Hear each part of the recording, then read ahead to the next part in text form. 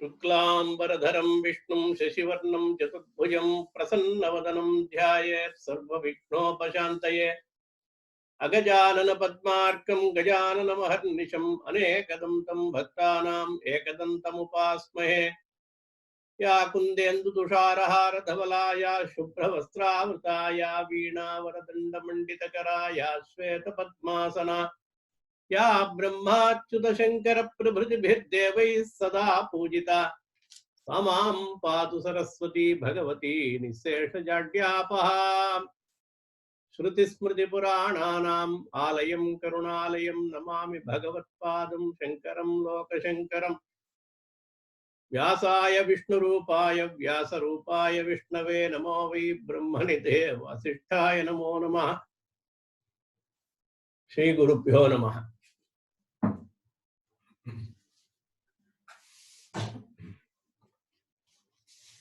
ఈరోజు ఒక పుణ్యమైనటువంటి దినం అక్షయ తృతీయ.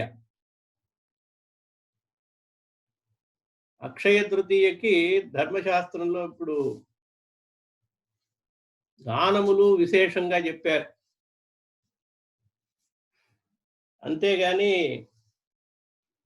నగలు కొనాలి, నాణ్యాలు కొనాలి, బట్టలు కొనాలి, మీకు ఆశ ఉంటే వేరే రోజు తెచ్చుకోవచ్చు కావాలంటే.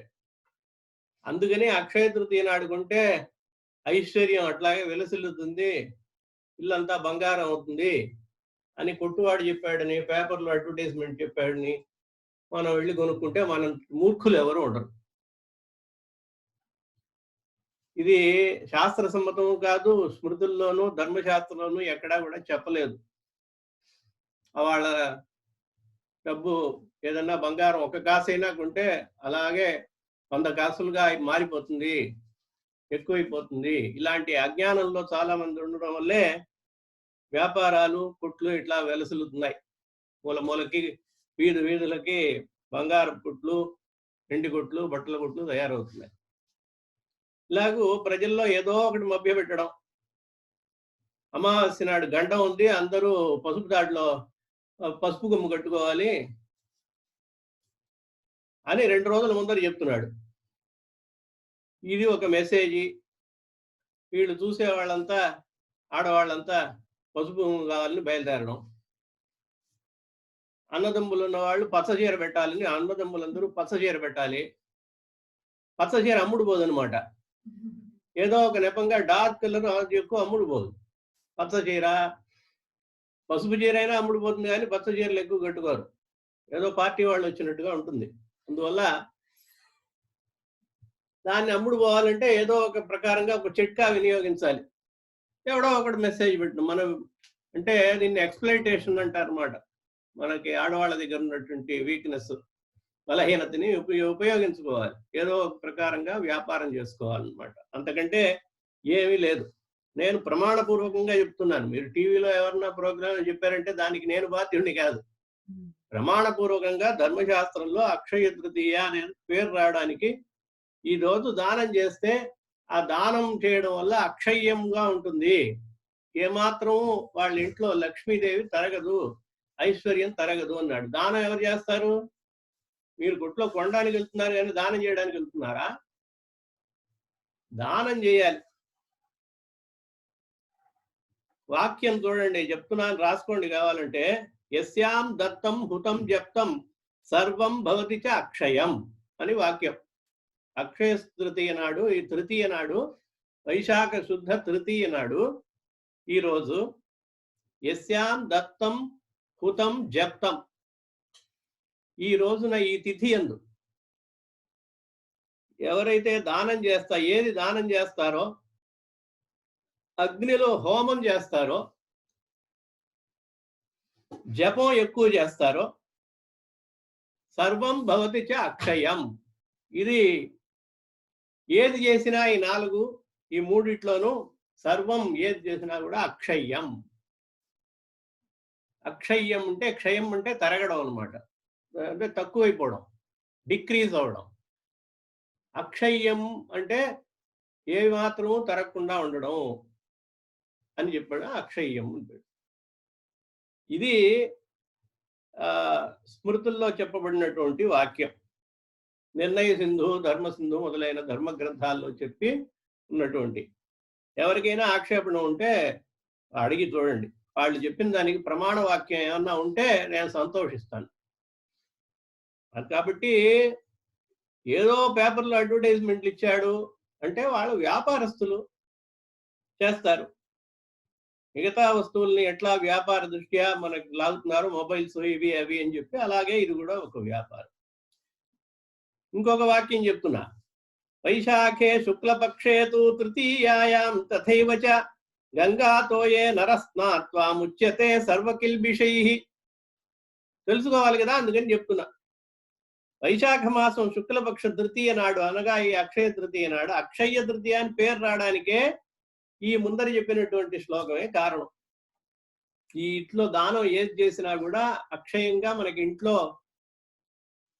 ఎప్పుడూ ఉంటూనే ఉంటుంది ఐశ్వర్యం అని. దానం చేయడం మనకి ఇష్టం లేదనమాట. అది అక్కడ క్వశ్చన్. ఇంకోళ్ళకి ఒక నయాబీస్ ఇవ్వాలంటే మనకి మనసు ఒప్పదు, మనకేదో తరిగిపోతుంది అనుకుంటాం. అది ధర్మశాస్త్రం ఏం చెబుతుంది, నీకు ఇంకోళ్ళకి ఇస్తే నీకు ఇంకా ఎక్కువ అవుతుంది అంటూ. యా, అందరూ వింటున్నారా? ఆడవాళ్ళు మగవాళ్ళు అందరూ కూడా వినాల్సింది ఇది, కుటుంబస్తులందరూ కూడా. వైశాఖ శుక్లపక్షంలో తృతీయ నాడు గంగా తోయే నరస్నాత్వ ఏమేం చేయాలని చెప్తున్నా. గంగా నదిలో స్నానం చేస్తే అంత విశేషం, సర్వ పాపములు నుంచి విముక్తుడవుతాడని గంగా స్నానం ఈ రోజు విశేషంగా చెప్పబడింది. తర్వాత తస్యాం కార్యో యవైర్హోమ, యవలతో హోమం చేయాలి. ఆ హోమం చెప్పేటప్పుడు విష్ణుమూర్తిని ఆరాధించాలి. యవలనేది ఒక ధాన్య విశేషం, బియ్యం లాగా. మనం బియ్యాన్నే యవ అంటాం, యవాన్ వికీర్య అని మనం చేసే పుణ్యకార్యాల్లో అన్నిట్లో కూడా యవలకి అంటే ఇవే బియ్యమే వాడుతున్నాం. అక్షింతలు అంటాం, బియ్యం అనకూడదు. అలాగూ అర్చయేత్ యవాన్ దద్యాత్ ద్విజాతిభ్యః, ఈ యవలని ఎక్కువ దానం చేయాలట. ఒక మూట బియ్యం దానం చేయాలి, చేస్తే పుణ్యం వస్తుంది. చేస్తారా? బ్రాహ్మణులకి ఒక మూట బియ్యం అలా మన శక్తి అనుసారేణ యవలని దానం చేయాలి అని చెప్తున్నారు. దానమే విశేషమైనటువంటిది. ఈ అక్షయ తృతీయ నాడు మిగతా రోజుల్లో కూడా దానం చేయొచ్చు, కానీ అక్షయ తృతీయ నాడు చేసే దానం వల్ల అక్షయమైనటువంటి అష్టైశ్వర్యాలు ఇంట్లో ఉంటాయని చెప్పాడు. ఉదకుంభాన్, ఇంకా విశేషంగా చెప్పాలంటే దీంట్లో నీళ్లతో బిందెల్ని, పాత్రల్ని దానం చేయాలి. జలపాత్రల్ని కుంభం అంటారనమాట. ఆ కుంభాల్ని దానం చేయాలి.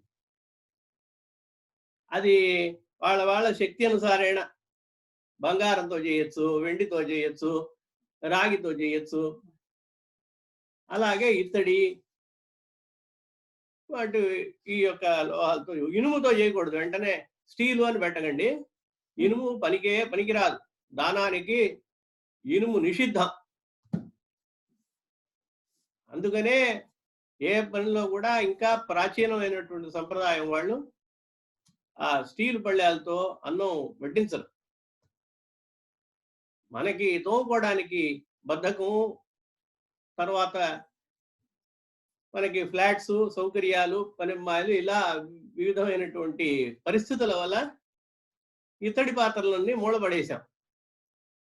ఇత్తడి పాత్రలో పాయసం కనుక వండి ఒకసారి వాసన చూడండి ఎట్లా ఉంటుంది. దీంట్లోనూ వండి చూడండి, డిఫరెన్స్ తెలుస్తుంది. ఏదో చెప్తున్నాను అనుకోవద్దు. ఇవన్నీ జలకుంభాల్ని దానం చేయమని చెప్పాడు. ఉదకుంభాన్ సకనకాన్, ఏదైనా ఒక కాసు బంగారం మీరు కొనడానికి కొట్లుకి వెళ్తున్నారు కదా, అట్లా చెప్పలా. మీ దగ్గర ఉన్నటువంటి బంగారం లేదు కొనుక్కుని దానం చేయాలన్నాడు బ్రాహ్మడికి. అలాగే పెరుగు అన్నం వదిలి పెరుగు అన్నం కూడా దానం చేయొచ్చు. ఈ విశేషం. ఎవలు గాని, గోధుమలు గాని, శనగలు గాని ఆ పాత్ర నిండా పోసి, మనం కుంభం పెట్టుకున్నాం కదా, పాత్ర విశేషం, దాని నిండా పోసి దానం చేయాలి. దధ్యోదనం దానం విశేషం అని చెప్పాడు అనమాట. యవ గోధూమ చణకాన్ సక్తు దధ్యోదనం తథా అని వాక్యం ఉంది. ఎందుకు చెప్తున్నానంటే వినిపిస్తున్నాను అనమాట వాక్యం, అంతకంటే ఏం లేదు. ఇంకా ఈ యొక్క తృతీయాయాంతు వైశాఖే రోహిణి నక్షత్రమునందు బ్రాహ్మణుల్ని పూజించి ఉదకుంభ ప్రదానేన, ఉదకుంభం అంటే జలానికి ఉపయోగపడేటువంటి పాత్ర, కుంభం అన్నమాట, బిందె. ఆ బిందెని ఉదకుంభ ప్రదానేన శివలోకే మహీయతే, శివలోక ప్రాప్తి లభిస్తుంది. దానికి మంత్రం కూడా చెప్పాడండి, వినుకోండి, తెలుసుకుంటే మంచిది. అత్ర మంత్ర, ఇక్కడ దానికి దానం ఇచ్చేటప్పుడు మంత్రం, ఏష ధర్మఘటో దత్త బ్రహ్మ విష్ణు శివాత్మక. హే బ్రాహ్మణులారా, ఉత్తమమైన బ్రాహ్మణుడా, నేను నా యొక్క ఈ ఘటం ఉందే, ఘటం అంటే బిందె, ఆ బిందె బ్రహ్మ విష్ణు శివాత్మకమైనది. ఈ బ్రహ్మ విష్ణు శివాత్మకమైనటువంటి ఈ ఘటాన్ని దానం చేయడం వల్ల అస్య ప్రధానాత్ పితరోపి పితామహ, నా యొక్క పితృదేవతలు, పితామహులు, ప్రపితామహులు అందరూ కూడా తృప్తి పొందుదురుగాక అని చెప్పాలి. తృప్యంతు, దాంట్లో గంధోదకం, గంధం కలిపి, తిలైహి మిశ్రం, నువ్వులతో కలిపి, అన్నం కూడా దాంట్లో పెట్టి, కుంభంలో పైన ఒక ఫలాన్ని పెట్టి, కొబ్బరికాయో లేకపోతే ఏదన్నా మామిడి పండో ఏదన్నా, పితృభ్య సంప్రదాస్యామి అక్షయ్యముపతిష్టతు. వినండి ఒకసారి, ఈ అక్షయ్యముపతిష్టతు అనే దానికోసమే ఇది అక్షయ తృతీయ అని అయింది. నేను నీకు ఈ పితృపిల్లకి పితృస్వరూపమైనటువంటి నిన్ను పితృగా దేవతలుగా అనుకుని నేను దానం చేస్తున్నాను కాబట్టి అక్షయ్యం ఉపతిష్టతు అంటాడు. నా ఇంటి యందు ఐశ్వర్యములు మొదలైనవి అన్నీ కూడా అక్షయ్యం, వాళ్ళకి పితృదేవతలు కూడా అక్షయంగా ఉండని, తరగకుండా అని చెప్పి దానం చేయాలి. ఇదండి అక్షయ తృతీయ నాడు చేయవలసింది చెప్పబడినటువంటిది. అది కొంతమంది ఒక్కొక్క రకరకాల కొన్ని ఇవి ఉన్నాయి, దానికి ప్రమాణం లేదు. ద్రౌపదీదేవికి కృష్ణుడు చీరలు ఇచ్చింది ఈ అక్షయ తృతీయ నాడు అని కొంతమంది అంటున్నారు. దానికి ప్రమాణం నాకు కనపడలేదు. అలాగే కొన్ని ఇన్సిడెంట్స్, సంఘటనలు చెప్తున్నారు, కానీ వాటికి ప్రమాణం చూడాలి. ఇది మటుకు ప్రమాణం ఉంది. కాబట్టి ఆడవాళ్ళైనా మగవాళ్ళైనా, ఆడవాళ్ళు చెప్పారని మగవాళ్ళు కానీ, లేదు స్వతహా ఆడవాళ్ళు కానీ అప్పు పెట్టి నగలు నాణ్యాలు తప్పనిసరిగా కొనాలి, లేకపోతే తల తెగి కింద పడుతుంది అని చెప్పి ప్రాణాలు తీసి గీ పెట్టి నసబెట్టి కొనిపించకండి అనేటువంటిది నా యొక్క విజ్ఞప్తి. కాబట్టి ఇట్లా ఏ శాస్త్రంలోనూ లేదు. మీరు ఎవరన్నా టీవీలో చెప్పిన వాళ్ళు కానీ వాళ్ళు ఎవరన్నా చెప్పి ఉంటే, వాళ్ళకి ప్రమాణ వాక్యాలు ఉంటే దాన్ని మనం తీసుకోవచ్చు. అట్లా ఏం లేదు అనేది నేను మనవి చేస్తున్నాను. నమస్కారం. తర్వాత మనం ప్రకృతమైనటువంటి విషయానికి మనం రావాలి. అది పేరు కూడా చెప్పాను అనమాట, అక్షయ తృతీయ అనే పేరు వచ్చినందుకు ఇదే కారణం. అక్షయ్యం అస్తు అని చెప్పడం వల్ల. ఇకపోతే నిన్న చెప్పినటువంటి ప్రవచనంలో నాకు పరశురామ చరిత్రలో పరశురాముడు రుచీకుడికి మనవడుగా జన్మించాడు అని విన్నాం. సత్యవతీదేవికి తర్వాత జమదగ్నికి కుమారుడు పరశురాముడు. కాబట్టి ఆ యొక్క తరానికి రాకుండా ఆ తర్వాతి తరానికి, అంటే పరశురాముడికి ఆ యొక్క బ్రాహ్మణుడిగా పుట్టి కూడా క్షత్రియుడికి కావలసినటువంటి లక్షణాలు వచ్చినాయి అని చెప్పడం జరిగింది. ఇలాగే గాధి మహారాజుకి, అంటే సత్యవతీదేవి యొక్క తల్లి, ఆ తల్లి ఆ ప్రాశన చేసినప్పుడు, ప్రాశనం అంటే తినడం అనమాట, అది తిన్నప్పుడు చెరువుని భక్షించినప్పుడు తర్వాత ఆవిడకి కలిగింది విశ్వామిత్రుడు పుట్టాడు. కొంతమందికి మనసులో అది ఎవరు అనేది ఉండొచ్చు, అందుకని అది చెప్పలేదు అనేది నా యొక్క దోషము, అందుకని ఇప్పుడు చెప్తున్నా. విశ్వామిత్రుడు పుట్టాడనమాట. గాధికి విశ్వామిత్రుడు పుట్టాడు. అంటే ఈ ఆ తర్వాతి తరానికి అనేది కూతురికి మటుకే వర్తిస్తుంది. సత్యవతీదేవికి మటుకే తన భార్య అయినటువంటి రుచీకుని భార్య అయినటువంటి సత్యవతికి మాత్రమే వర్తించిందనమాట. ఆవిడే ఆయన్ని ప్రార్థించుకుంది భృగు మహర్షిని. తన తల్లి కోసం ఆవిడ ప్రార్థించలే. తల్లి కూడా ఏం ప్రార్థించలే. ఆవిడే చేసిందిగా, ఆవిడ ఎట్లా ప్రార్థిస్తుంది? కాబట్టి ఆవిడికి అదే తరంలో ఆవిడ కొడుకు అయినటువంటి విశ్వామిత్రుడికే ఆ గుణాలు వచ్చేసినాయి అన్నమాట. అంటే బ్రాహ్మణుడికి కావాల్సినటువంటి గుణాలు వచ్చినాయి. అది మార్చుకుని ఇద్దరు అది పాయసాన్ని తినడం వల్ల వచ్చినటువంటి విపరీతమైన ఫలం అన్నమాట. అందుకని విశ్వామిత్రుడికి క్షత్రియుడైనా కూడా, పరాక్రమశాలి అయినా కూడా మధ్యలో ఆయనకి మనకి ఇది వృథా, క్షత్రియుడిగా ఉండడం ఏమీ మనకి ప్రయోజనం లేదు, ఉండడం వల్ల ప్రయోజనం లేదు అని చెప్పి మనం బ్రహ్మర్షిని అవ్వాలి అనేటువంటి ఆశ పుట్టి అలా కథ వెళ్తోంది. అది తర్వాత మనం సందర్భం ఎప్పుడన్నా వస్తే తెలుసుకుందాం. కాబట్టి విశ్వామిత్రుడు అనమాట ఆయన.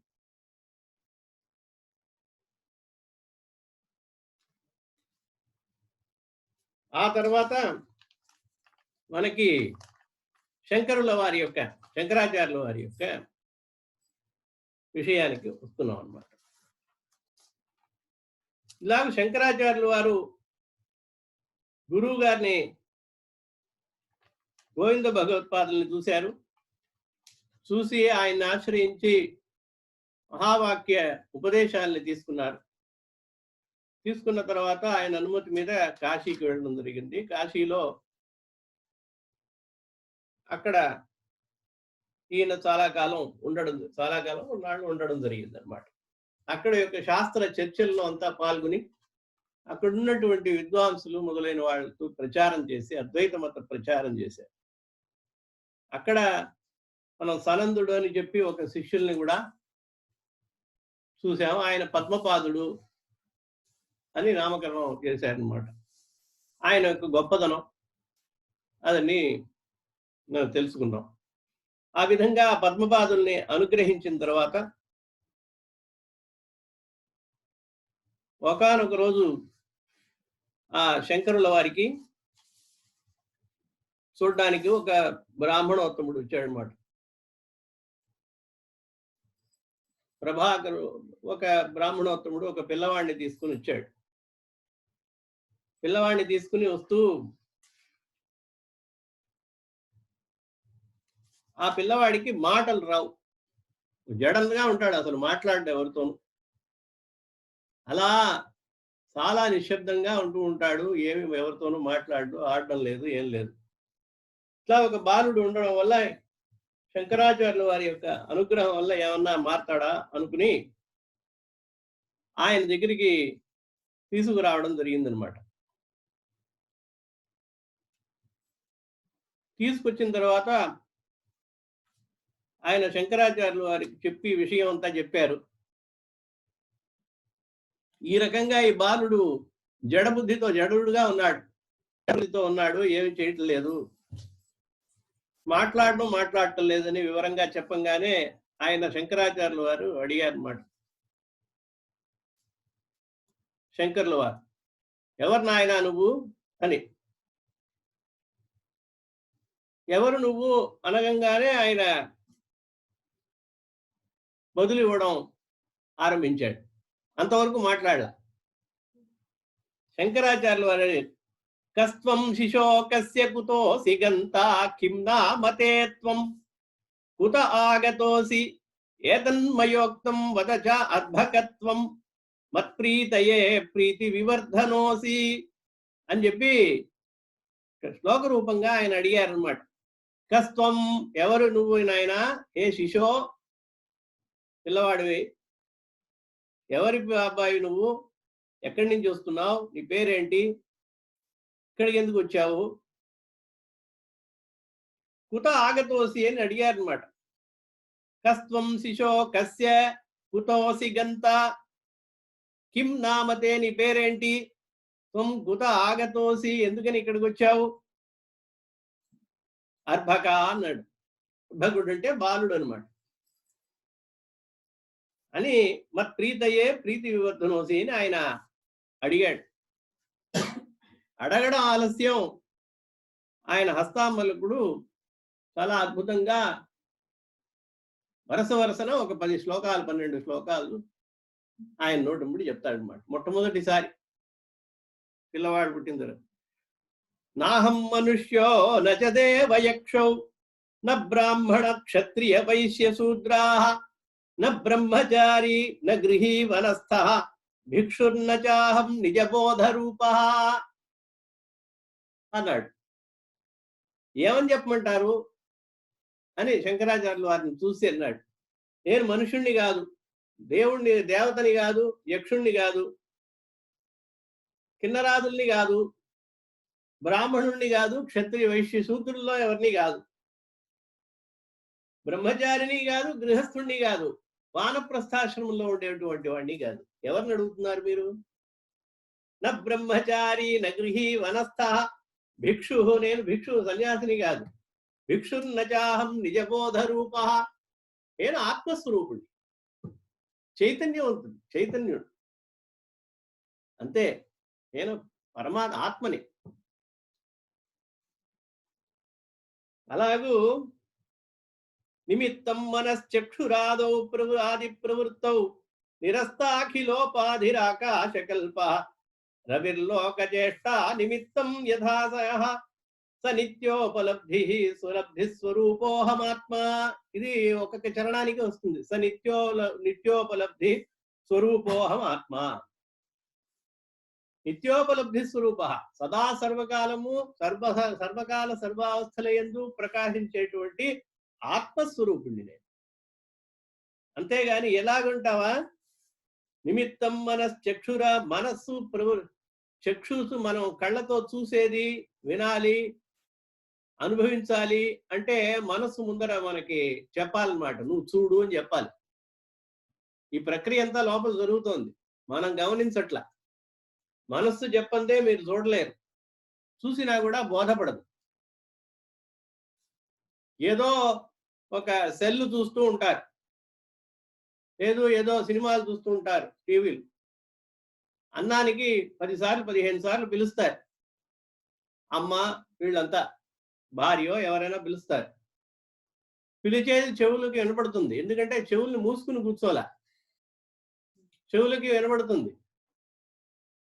చెవుల్ని మూసుకుని కూర్చోలేం, కళ్ళు మూసుకుని కూర్చోవచ్చు కానీ చెవులు మూసుకుని కూర్చోలేం. అందుకనే చెవులు తొందరగా పాడవుతాయి. కళ్ళు 24 గంటలు చూస్తాయి, ఇవి రెండు కూడా ఇంద్రియాలు తొందరగా పాడవుతాయి. నోరు అదుపులో ఉంటే నోరు ఎలకాలం మాట్లాడచ్చు, లేకపోతే అది కూడా లోపిస్తుంది అనమాట. అందుకని ఏ ఇంద్రియాన్ని ఎంత తక్కువ వాడతామో అన్ని ఎక్కువ రోజులు వస్తుంది. అది ఎప్పుడు కూడా లోకల్లో ఉన్నది, అది ఆయుర్వేద ప్రకారం అన్నమాట. అందుకని చదవకుండా ఉంటామా? చదువుతూ ఉండాలి. చదువు అనేది ఒక వ్యసనం. ఎంత అయినా చదువుతూ ఉండాలి, ఎన్ని ఏళ్ళైనా, ఎంత జ్ఞాని అయినా చదువుతూ ఉండాలి. ఏం చెప్పొచ్చానంటే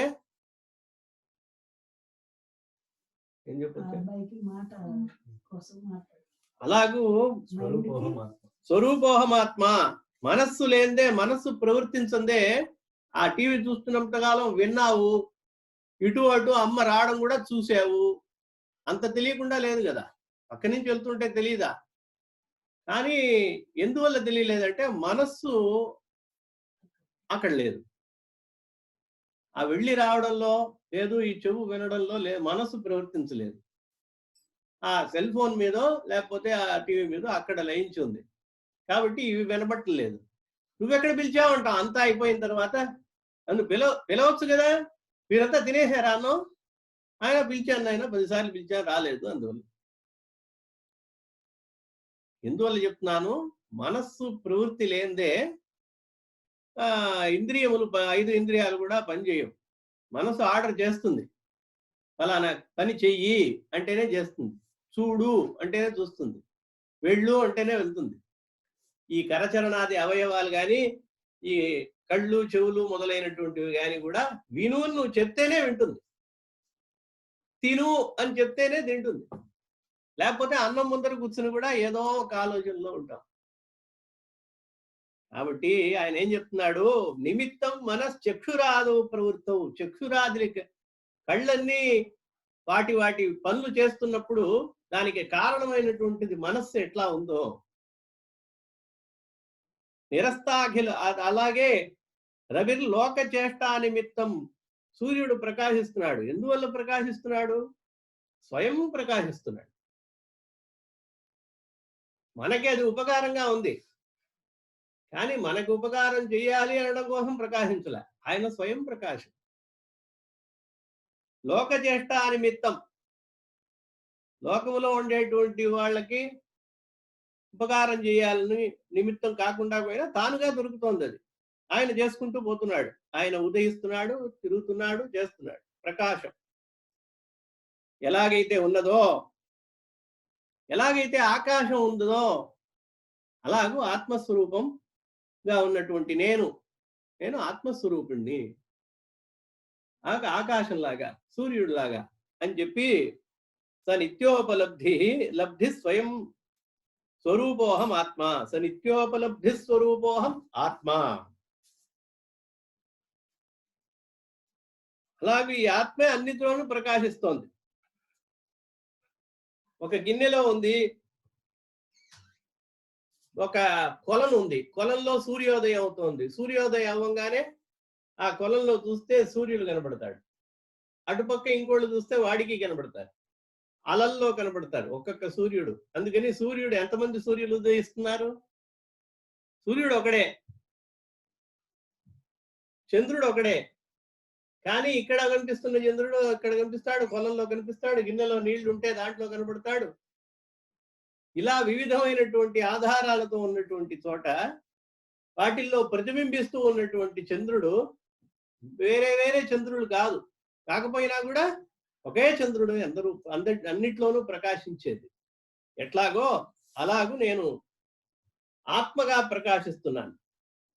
నీలోను, నాలోను, అందరిలోను, చీమలోను, బ్రహ్మలోను, సకలములోను ఆత్మ ఏదైతే నిండి ఉందో అలాగే ప్రకాశిస్తున్నాను అని చెప్పాడు అనమాట.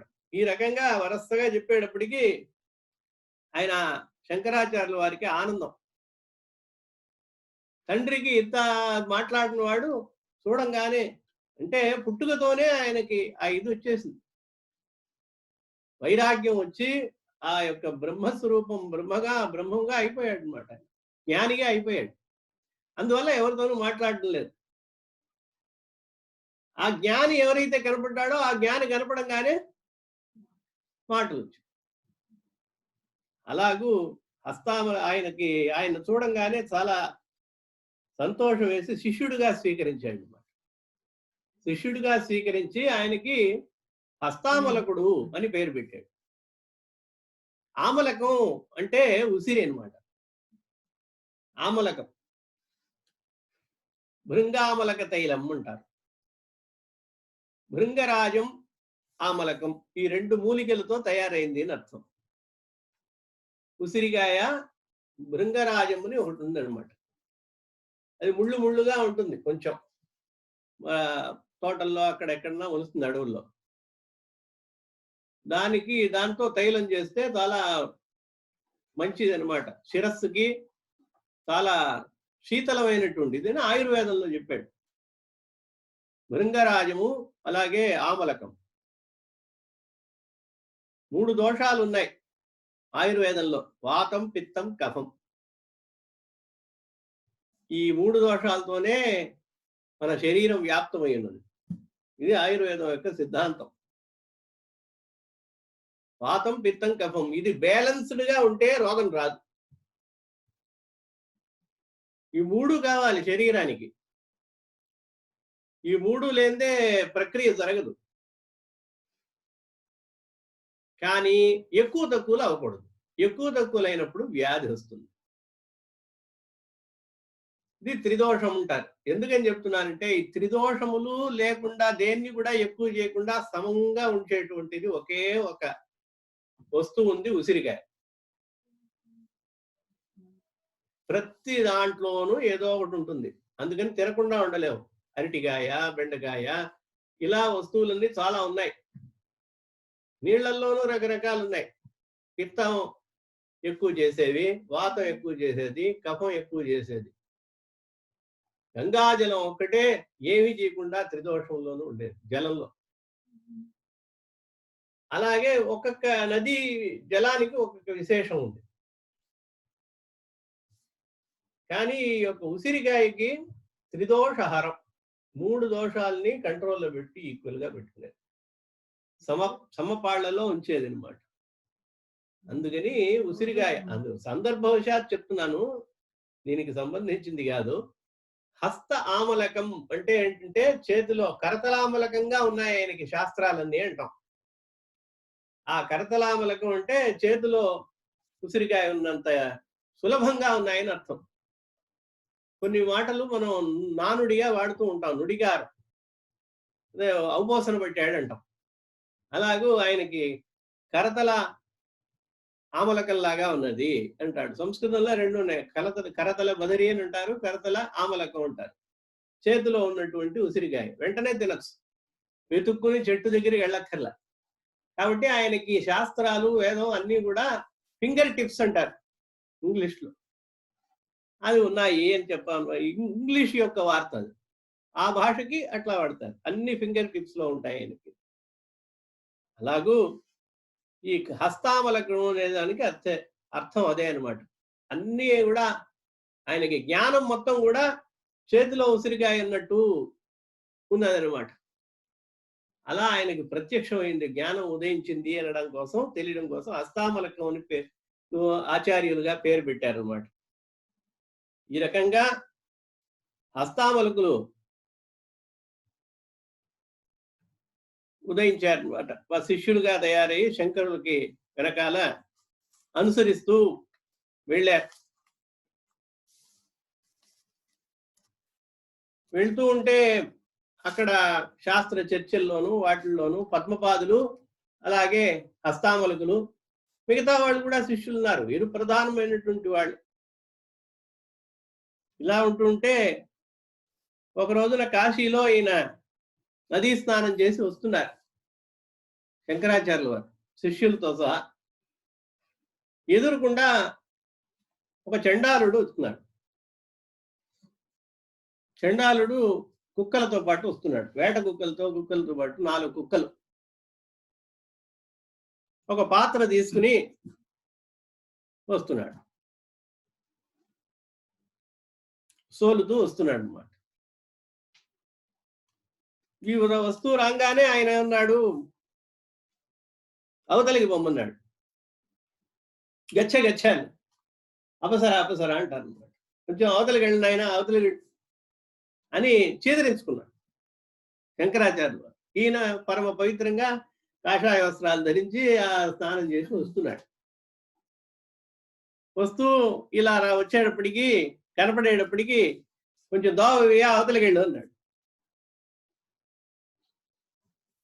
అవతలికి వెళ్ళు అనగానే ఆయన చెప్పాడు, ఆ చండాలుడు చెప్పాడనమాట,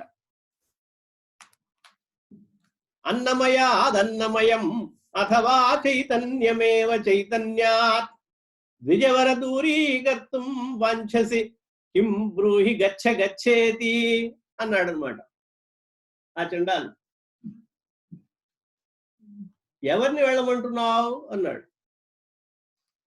గచ్చేతి, వెళ్ళు అంటున్నావే, ఎవరిని వెళ్ళమంటున్నావు? అన్నమయమైనటువంటి ఈ దేహం, నీ దేహం నా దేహం రెండు అన్నమయంలే. ఇది అన్నమయం అన్నమాట. అలా కోశాలు ఉంటాయి. అన్నమయ కోశం, మనోమయ కోశం, ప్రాణమయ కోశం, మనోమయ కోశం, ఆనందమయ కోశం, ఇలాగ ఉంటాయన్నమాట. విజ్ఞానమయ కోశం అని పంచకోశం. పంచకోశాంతరస్థ అంటారు అమ్మవారిని. అమ్మవారిని చెప్పేటప్పుడు పంచకోశాంతరస్థ స్థిత అంటారు. పంచకోశాంతర స్థిత అంటే మనకి అర్థం తొలగిపోయినా చదువుతున్నాం. ఆ లోపల ఉండేటువంటిది పరబ్రహ్మస్వరూపిణి అయినటువంటి ఆవిడ ఉన్నది అని అర్థం. అది విద్యారణ్య స్వాములు వారు చెప్పేటప్పుడు చాలా అద్భుతంగా చెప్తారు ఆయన.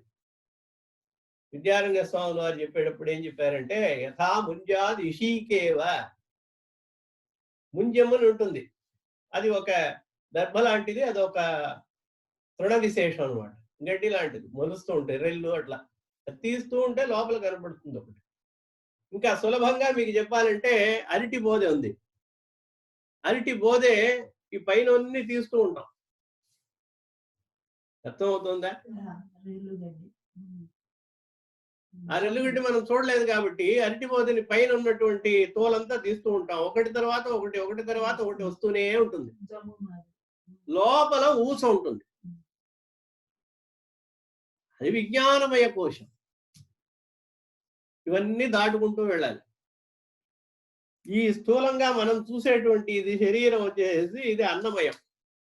అన్నమయం అంటే అన్నం కారణంగా తీసుకున్నటువంటిది. అన్నమయ రక్తంగా మారి మాంసంగా మారి రక్త మాంసాదులతో ఉంటుంది. ఇది ఆవిర్భవించింది అంతే కదా, తల్లిదండ్రుల యొక్క రక్త మాంసాదులతో వాటి యొక్క సారంతో నిర్మింపబడింది, సృష్టింపబడినటువంటిది ఈ దేహం. ఆ తల్లి అన్నం తీసుకోకపోతే ఈ లోపల శిశువు ఉండదు. శిశువు ఆవిర్భవించిన తర్వాత ఇప్పటికి కూడా మనకి అన్నం తీసుకోకపోతే అన్ని ఇంద్రియాలు నశించిపోతాయి ఒక్కొక్కటిగా ఒక్కొక్కటిగా. ప్రాణమయ కోశం ఉండాలంటే అన్నమయ కోశం ఉండాలి, లేకపోతే ప్రాణం ఉండదు అన్నమాట. ఈ దేహం అంతా చిక్కిపోతుంది చూడండి, 4 రోజులు అన్నం తినకపోతే చూడండి చిక్కిపోతుంది, వ్యాధి రాండి చిక్కిపోతుంది. అన్నం పడితేనే దీనికి. అప్పుడు అన్నమయ కోశం, నువ్వు ఉన్నది అన్నమయం. ఆయన అడుగుతున్నాడు చండాలుడు, అన్నమయాద్ అన్నమయం, నీది అన్నమయమే శరీరం, నాకు తింటే గాని తినడం వల్లే వచ్చినటువంటి శరీరం, ఏంటి నీకు నాకు భేదం? అథవా చైతన్యమేవ చైతన్యాత్, దీన్ని ఈ ఇంద్రియాల్ని కానీ ఈ అన్నమయమైనటువంటి కోశం కానీ ప్రాణమయమైన కోశం కానీ దీన్ని వచ్చేసి కాపాడుతున్నది ఎవరు? లోపల ఉన్న చైతన్యం. చైతన్యం పోయిందా? పోయినట్టే. ఇంకా చైతన్యం ఉన్నంత వరకే చేతన అంటారు. చైతన్యం, ఆ చైతన్యం నీలోనూ ఉంది, నాలోనూ ఉంది. అథవా చైతన్యమేవ చైతన్యాత్, హే ద్విజవర, ఓ బ్రాహ్మణోత్తమా, ఓ సన్యాసి, కిం దూరీకర్తుం వాంఛసి, ఎవరిని వెళ్ళమంటున్నావు? ఆత్మని వెళ్ళమంటున్నావా? ఆత్మ నీలో ఉన్నది, నాలో ఉంది, అంతా ఆత్మని. ఏంటి మన ఇంట్లో మన ఇద్దరిలో భేదం ఏముంది అంటే అద్వైతి కదా నువ్వు. అక్కడ పెట్టాడు అనమాట. పరమేశ్వర స్వరూపమే అయిన శంకరాచార్యులు వారు అయినా కూడా పరమేశ్వరుడే ప్రత్యక్షం, ఆయన పరీక్ష చేయడానికి వచ్చాడు. ఆ పరీక్ష చేయడానికి వచ్చేటప్పటికి ఆ మాట విన్నాడు, అన్నమయాద్ అన్నమయం అథవా చైతన్యమేవ చైతన్యాత్, ద్విజవర దూరీకర్తుం వాంఛసి కిం బ్రూహి, ఎవరిని వెళ్ళమంటున్నావు? ఎవరు ఎక్కడికి వెళ్ళాలి, ఎందుకు వెళ్ళాలి అని అడగంగానే ఆచార్యులకి ఎట్లా కళ్ళంబడి నీళ్ళు వచ్చేసి, ఎంత ఈ చండాలుల్లో ఇంత పెద్ద గొప్ప ఆత్మకి జ్ఞానం ఉంది. వెంటనే గుర్తించేశారు ఆయన, ఇది మానవ మాతృలు కాదు అని చెప్పి అక్కడ ఒక ఆన్ ద స్పాట్, వాళ్ళంతా ఋషులు వాళ్ళు. శంకరాచార్యులు సాక్షాత్ శివుని యొక్క అవతారం కదా, వాక్కుకి స్వరూపం అమ్మవారు, అర్థస్వరూపం అఖిలం ఈయన పరమేశ్వరుడు. కాబట్టి ఇంకా రావడానికి ఏమిటి, వాక్కు రావడానికి. కాబట్టి ఆదిశంకర్ల వారు వెంటనే మనీషా పంచకం అని ఒకటి చేశారనమాట, అద్భుతమైనటువంటి ఒక స్తోత్రం. శంకరాచార్యుల వారు చాలా గ్రంథాలు కానీ స్తోత్రాలు కానీ చేసినా కూడా వేదాంతపరమైనటువంటివి కొన్ని, భక్తిపరమైనటువంటివి కొన్ని, అట్లా ఉన్నాయి, విభజించుకోవాలి. ఆత్మజ్ఞానం కోసం, భక్తి కోసం, ఇలా అన్నిటి కోసం చేశారు ఆయన. ఇక్కడ సాక్షాత్ పరమేశ్వరుణ్ణి మమ్మల్ని అనుగ్రహించడానికి వచ్చాడు, పరీక్షించడానికి వచ్చాడని తెలుసుకుని శంకరాచార్యుల వారు నమస్కారం చేశారన్నమాట. చండాలుడికి నమస్కారం చేశారు. జాగ్రత్త స్వప్న సుషుప్తిషు స్ఫుటధరాయా సంవిరుజృంభతే యా బ్రహ్మాది పిపీలికాంత తనుషు ప్రోత జగత్సాక్షిణీ సైవాహం నచ దృశ్య వస్త్వితి దృఢ ప్రజ్ఞాపి యస్యాస్తి చేత్ చండాలోస్తు సతు ద్విజోస్తు గురురిత్యేషా మనీషా మమ. ఇది మనీషా పంచకమని 5 శ్లోకాలు అన్నమాట. ఆయన చూడంగానే చేశారు. వాక్కు జాగ్రత్త స్వప్న సుషుప్తులందు మేలుకున్నప్పుడు కానీ, నిద్రపోతున్నప్పుడు కానీ, నిద్రకి మేలుకోవడానికి మధ్యలో ఉండేటువంటి స్థితి కానీ, అది స్వప్నావస్థ అంటారు. 3 అవస్థలు జాగ్రత్త. ఇవన్నీ చిన్నప్పుడు నేర్పేవాళ్ళు. మా అవస్థలు 3 మాకు తెలిసేది కాదు, చెప్పించేవాడు. అవస్థలు 3: జాగ్రత్త అవస్థ, స్వప్నావస్థ, సుషుప్తి అవస్థ అని. ఇన్ని ఏళ్లకి మనకి తెలుస్తోంది. వాళ్ళు చిన్నప్పుడు తెలియకుండా నేర్పించేవాళ్ళు అన్నమాట. ఈ జాగ్రత్త స్వప్న సుషుప్తుల్లో 3 కూడా ఏదైతే, ఏ చైతన్యం అయితే విజృంభతే ప్రకాశిస్తోందో, 3 ఆ చైతన్యం ప్రకాశిస్తోంది. అందువల్లే ఏం చేస్తున్నాం, నిద్రలో లేదండి అనబాకండి. తెలిసిందా? మేలుకున్నప్పుడు ఉంది, నేను స్వప్నంలో ఉంది అంటే కళ ఆ వచ్చే రీతిలో. నిద్ర రాకపోతేనే కళ వస్తుంది, నిద్ర పడితే కళ రాదు. అది నిద్ర అనరు. మనం అనుకుంటాం నిద్రలో కళ వచ్చిందని. నిద్ర గాఢ నిద్రపోతే కళ రాదు, అది స్వప్నావస్థ అంటారు అన్నమాట. సుషుప్తి అవస్థ. సుషుప్తి అవస్థ అంటే గాఢ నిద్ర. నిద్రలో ఏమీ తెలియదు అంటున్నాం, కానీ ఆత్మ ప్రకాశిస్తోంది. జాగ్రత్త స్వప్న సుషుప్తుల్లో 3 కూడా ఏ ఆత్మ అయితే ప్రకాశిస్తున్నదో, అందుకనే లేవంగానే ఏం చేస్తున్నాం, సుఖమహం అస్వాప్సం నకించిద్ అవేదిషం అంటాడు. సంస్కృతంలో చెప్తున్నాను. సుఖమహం అస్వాప్సం అంటాడు. గాఢ సూపర్ నిద్రపోయానయ్యా, బ్రహ్మాండమైన నిద్ర పట్టింది. బ్రహ్మాండమైన నిద్ర పట్టిందంటే ఏమీ తెలియకుండా ఉంటే బ్రహ్మాండమైన నిద్ర ఎట్లా చూస్తుంది? నీకు ఏమీ తెలియకుండా ఉన్న అవస్థలో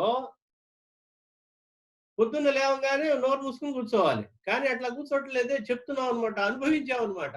ఆ అనుభవం ఎక్కడి నుంచి వచ్చింది? సుఖమహం అస్వాప్సం నకించిద్ అవేదిషం. అస్సలు తెలియదయ్యా, ఎవరు వస్తున్నారో మనం మాటి మాటికి చెప్పేదే చెప్తున్నా. నిద్ర అసలు పడుకున్నదే నాకు తెలుసు, ఇక తర్వాత తెల్లారుదామని తెలుసు నాకు. లైట్లు పోయినాయి, వాన వచ్చింది, కరెంటు పోయింది, ఏమి తెలియదయ్యా అంటున్నావు. ఎవరు వచ్చింది, ఎవరు వెళ్ళింది, అది ఎట్లా తెలిసింది నీకు? సుఖంగా నిద్రపోయాను అనేటువంటిది ఎట్లా తెలిసింది? అంటే జ్ఞానం నీకు ఈ శరీర ఇంద్రియాలకు అతీతమైనటువంటిది, నిత్యమైనటువంటిది, సచ్చిత్ ఆనంద స్వరూపమైనటువంటిది ఆత్మ ఉన్నదనమాట. ఏ జ్ఞానం అయితే నిరంతరము ప్రకాశిస్తున్నదో, జాగ్రత్త స్వప్న సుషుప్తి అవస్థల యందు ప్రకాశించుతున్నదో, యా సంవిద్ ఉజృంభతే, ఏ యొక్క జ్ఞానమైనది ఉదయిస్తుందో, పరతత్వమైనది, దాన్నే బ్రహ్మం అంటాం, దాన్నే ఆత్మ అంటాం, దాన్నే జ్ఞానం అంటాం. యా బ్రహ్మాది పిపీలికాంత తనుషు ప్రోత జగత్ సాక్షిణి. ఏ ఆత్మ అయితే బ్రహ్మ దగ్గర నుంచి, పిపీలిక అంటే చీమ అనమాట, చీమ నుంచి బ్రహ్మ దాకా వ్యాపించి అన్నిట్లోనూ చైతన్యవంతంగా ఉన్నదో, ఈ జగత్తుకు మొత్తానికి సాక్షి స్వరూపంగా ఉన్నదో, ఆ యొక్క జగత్, ఆ సంవిత్, ఆ జ్ఞానాన్నే నేను. శైవాహం నచ దృశ్య వస్తు దృఢజ్ఞ ప్రజ్ఞ అపి యస్యాస్తి చేత్ అనేటువంటి ఆ జ్ఞాన స్వరూపుణ్ణే నేను, ఆ ఆత్మనే నేను. అర్థమవుతోందా? ఏ ఆత్మ అయితే జాగ్రత్త స్వప్న సుషుప్తి అవస్థల యందు జ్ఞానంగా ఆవిర్భవిస్తోందో, సాక్షిగా ఉంటోందో, సాక్షి అంటే అదే, మనం అనుభవించడానికి ఒక సాక్షి కావాలి కదా, భాషిస్తోందో, సర్వకాల సర్వావస్థల యందు ఆ చైతన్యాన్ని తెలుసుకున్నటువంటి అంతా ఒకటే అని తెలుసుకున్నటువంటి వాడు చండాలుడైతే ఏంటి, మహర్షి అయితే ఏంటి, బ్రాహ్మణుడైతే ఏంటి, ఎవడైతే ఏంటి అని నమస్కారం. చండాలోస్తు సతుద్విజోస్తు గురురిత్యేషామనీషామమ, ఆయన గురువే నాకు చెప్తున్నాడు అని నమస్కరిస్తున్నాడు. బ్రహ్మైవాహమిదం జగచ్చ సకలం, నేను పరబ్రహ్మ స్వరూపుణ్ణి. ఈ మొత్తం జగత్తంతా కూడా జగచ్చ సకలం చిన్మాత్ర విస్తారితం, ఆత్మ వ్యాపించి ఉన్నదే, ఆత్మ తప్ప మిగతాది ఏమీ కూడా ఇక్కడ లేదు అనేటువంటి త్రిగుణాతీతమైనటువంటిది ఈ ఆత్మ ఉన్నది అని ఎవరైతే తెలుసుకుంటారో, తెలుసుకోవడం కూడా అనకూడదు, తెలుసుకోవడం వేరే పదం లేదు కాబట్టి తెలుగులో తెలుసుకోవడం అంటారు. వేరే పదార్థం అయితే కదా తెలుసుకోవడం. నేను ఆ వస్తువుని తెలుసుకున్నానంటే ఆ వస్తువు వేరు, నువ్వు వేరు అని అవుతుంది. అందుకని తెలుసుకోవడం అనేది తెలుగులో అట్లా చెప్తున్నాం. అది భానం అన్నమాట, ప్రకాశం అన్నట్టు. ఏదైతే ప్రకాశిస్తుందో, ఏ ఆత్మ అయితే ప్రకాశిస్తుందో, ఎందుకంటే జ్ఞానం జ్ఞేయం రెండు విడివిడిగా అయిపోకూడదు. ఇత్థం యస్య దృఢామతి, త్రిగుణాతీతమైనటువంటి ఆత్మని నేను ఎవరికైతే తెలుస్తుందో, ఎవరైతే తెలుసుకుని ఉంటారో దృఢంగా, చాండాలోస్తు సతుద్విజోస్తు గురురిత్యేషా మనీషా మమ అని, ఆయన చండాలుడైతే ఏంటి, గురువు అయితే ఏంటి, బ్రాహ్మణుడైతే ఏంటి, శూద్రుడైతే ఏంటి, ఎవరైతే ఏంటి, ఆయన గురువే. ఈ రకంగా చాలా అద్భుతమైనటువంటి శ్లోకాలు అన్నమాట. ఆ ఆనంద బ్రహ్మానందంలో మగ్నమైనటువంటి వాడికి ఎవ్వరికి కూడా ఇవే శక్రాదయో నివృతా యత్ సౌఖ్యాంబుది లేశతైపే శక్రాదయో నివృత, ఆ బ్రహ్మజ్ఞానంలో ఉండేటువంటి సుఖం ఉంది చూసావా, ఆ సుఖంలో లేశంలో లేశం, లవలేశం అన్నమాట, ఒక అణు మాత్రమే మనం అనుభవించేటువంటి సుఖంలో ఉంది. ఇంద్ర పదవి లభించింది అంటున్నాం. ఆ బ్రహ్మానందం అంటే అది చాలా సూర్యుడిలాగా మనం అనుభవించేటువంటి సుఖం చూసావా, అది నిప్పు కణికలాగా. కణిక కూడా దాని యొక్క స్ఫులింగం అంటారన్నమాట. అలా నిప్పులోంచి ఊదితే వస్తుంది చూసారా, ఆ యొక్క ప్రకారంగా ఉండేటువంటిది. యచ్చిత్తే నితరాం ప్రశాంతకరలే లబ్ధ్వా మునిర్నిర్వృత చండాలోస్తు సతుద్విజోస్తు అని చెప్తాడనమాట. యశ్చిత్ స సురేంద్ర వందిత పదో నూనం మనీషా మమ, అది బ్రహ్మాది బ్రహ్మేంద్రాదులంతా కూడా నమస్కరించదగ్గ వాడు అవుతాడు ఈ జ్ఞానం కలిగిన వాడు. దాని యొక్క లవలేశమే వాళ్ళకు ఉంది. ఫుల్లుగా ఆత్మజ్ఞానం లేదు, ఉంటే వాళ్ళకి కోపం రాదు, ఉంటే వాళ్ళకి ఆశ రాదు. రంభా ఊర్వశి నాకు కావాలనరు. ఎవడన్నా యజ్ఞయాగాదులు చేస్తుంటే అయ్యో 100 యజ్ఞాలు చేస్తే నా పదవి పోతుంది, అప్పుడు పదవి ఆశ ఉంది నీకు, నీ యొక్క పదవి ఆశ ఉంది అనమాట. అప్పుడు అది బ్రహ్మానందం కాదు. బ్రహ్మానందం అంటే దానికి ఇంకా ఏమి ఉండదు, వేరే ఆశ ఉండదు. అది జరిగిన తర్వాత ఇంక వేరే ఆశ ఉండదు అన్నమాట. అదే ఏన జ్ఞాతేన సర్వం జ్ఞాతం భవతి, ఏన శృతేన సర్వం శృతం భవతి అంటాడనమాట ఉపనిషత్తులో. ఏది తెలుసుకున్నట్టే సర్వము తెలుసుకున్నట్టు ఉంటుందో, ఏన మతేన సర్వం మతం భవతి తద్బ్రహ్మ విజిజ్ఞాసస్వ అని తెలుసుకో. కాబట్టి మనం అనుభవించేటువంటి సుఖము చాలా ఒక అణుమాత్రం ఆ యొక్క ఆనందంలో అని చెప్పి ఈ విధంగా చెప్పంగానే నమస్కరించి పరమేశ్వరుడు ప్రత్యక్షమయ్యి అనుగ్రహిస్తాడనమాట. శివుడు ప్రత్యక్షమై అనుగ్రహించి నీ యొక్క పనిని కొనసాగించమని చెప్పి అనుగ్రహిస్తారు. ఆ తర్వాత ఈ రకంగా చేసిన తర్వాత అక్కడ కాశీలో అంతా ఏంటంటే శాస్త్రాలు చదువుతూ ఉంటారు ఒక్కొక్కళ్ళు. వ్యాకరణం ఇట్లాగ శాస్త్రాలు, వివిధ శాస్త్రాలు, వ్యాకరణ శాస్త్రం నాకు కావాలి అంటారు అని ఒక ఆయన వ్యాకరణ శాస్త్రంలో చదువుతుంటాడు. డుక్కురించి కరణే అని ధాతువు అనమాట. అది క్రియాపదం, అదంతా ధాతు పాఠం అంటారు. దాన్ని చదువుతూ కూర్చున్నాడు. డుక్కురించి కరణే డుక్కురించి కరణే అని వ్యాకరణ శాస్త్రాన్ని తిరగ వస్తున్నాడు. వ్యాకరణ శాస్త్రాన్ని తిరగేస్తుంటే ఈయన చూశాడనమాట. అయ్యో అజ్ఞానంలో పడిపోయా. అంటే శాస్త్రం చదవకూడదని కాదు, ఇదేనా అంతం. కాబట్టి ఎక్కువ ఇది శాస్త్రాలన్నీ కూడా ఎక్కువ చదివితే ఏమవుతుందంటే దెబ్బలాటలు అనమాట. నీ గొప్పదా నాది గొప్పదా, నీకెక్కువ తెలుసా నాకెక్కువ తెలుసా, ఇదే కదా వచ్చింది. దాంట్లో ఏముంది? సర్వజ్ఞుడు ఎవడు? సర్వజ్ఞుడు శివుడు ఒక్కడే. అందరూ కూడా మనిషి ఎంత జ్ఞానం ఉన్నా కూడా కించిజ్ఞుడే. అందుకనే మనుషులు, మన జీవాత్మల అందరికీ కూడా కించిజ్ఞుడు అని పేరు. కించిత్ జానాతి ఇది, కొంచెమే తెలుసు. కాబట్టి అన్నీ తెలిసిన వాడు ఆయన. ఈ యొక్క మూఢ జ్ఞానం వచ్చేస్తున్నమాట. ఒక అసూయ. ఆయన ఏమన్నా దుబా చెప్పాడులే పెద్ద, ఆయనకేంటి. ఇలా శాస్త్రం చదువుతున్నాడు అనమాట, వ్యాకరణ శాస్త్రం చదువుతున్నాడు. డుక్కుని కరణే డుక్కుని కరణే ఏదో కంఠస్థం చేస్తున్నాడు, వల్లేస్తున్నాడు అనమాట. వేదం అంతా వల్ల వేసినట్టుగా వల్లె వేస్తుంటే ఈయన చూశాడు. ఆయన చెప్పాడు అనమాట, భజ గోవిందం భజ గోవిందం గోవిందం భజ మూఢమతే సంప్రాప్తే సన్నిహితే కాలే నహి నహి రక్షతి డుక్రుంకరణే భజ గోవిందం భజ గోవిందం భజ గోవిందం మూఢమతే.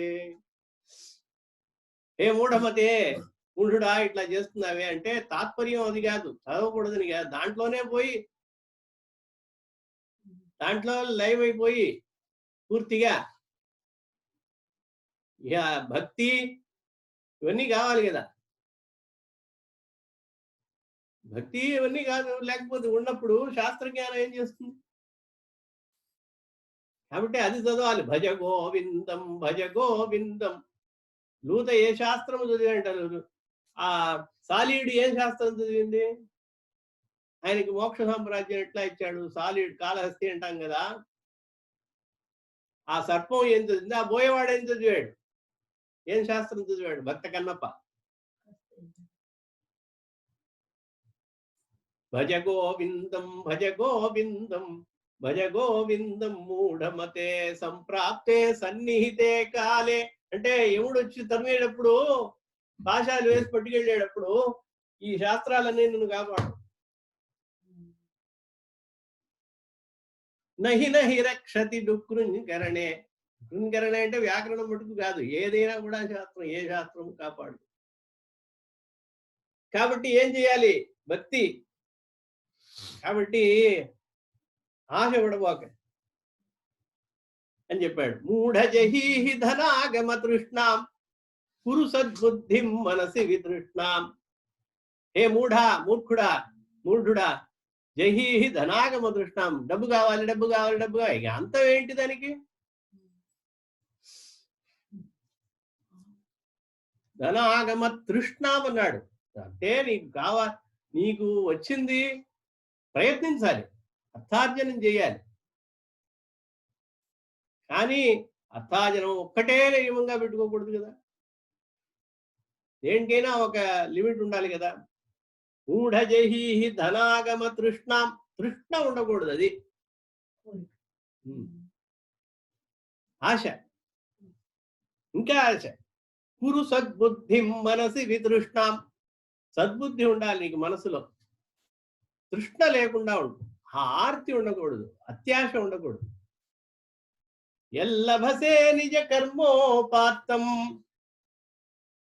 ఎల్లభసే నిజ కర్మోపాత్తం. నీ యొక్క పని ప్రయత్నం వల్ల ఎంత ధనం అయితే లభిస్తుందో దాంతో తృప్తిగా ఉండు. తృప్తే జీవితం. నిజ కర్మ విత్తం తేన వినోదయ చిత్తం. భజ గోవిందం భజ గోవిందం గోవిందం భజ మూఢమతే. ఇలా దీనికి మోహముద్గరముని పేరు అనమాట. మోహముద్గరము అని పేరు. ముద్గరము అంటే సుత్తి లాంటిది అనమాట, సుత్తి. మోహముద్గరం అంటే మోహం, మనకి ఉండేటువంటి మోహం ఉంది చూసారా, వస్తువుల మీద, వాటి మీద, ధనం మీద, మనుషుల మీద, అన్నిటి మోహం. దానికి ముద్గరం వంటిది అనమాట, దాన్ని నాశనం చేసేది. అందుకని మోహముద్గరముని పెట్టారు. తర్వాత కాలంలో, ఇప్పుడంతా నవీన కాలంలో భజగోవిందం చదివారా, భజగోవిందం విన్నారా అంటున్నాం. దానికి మోహముద్గరముని పేరు. ఇలా చాలా అద్భుతమైనటువంటి, అది విడిగా ఒకరోజు మనం చెప్పుకోవాలి ఈ మోహముద్గరం భజగోవింద శ్లోకాల గురించి.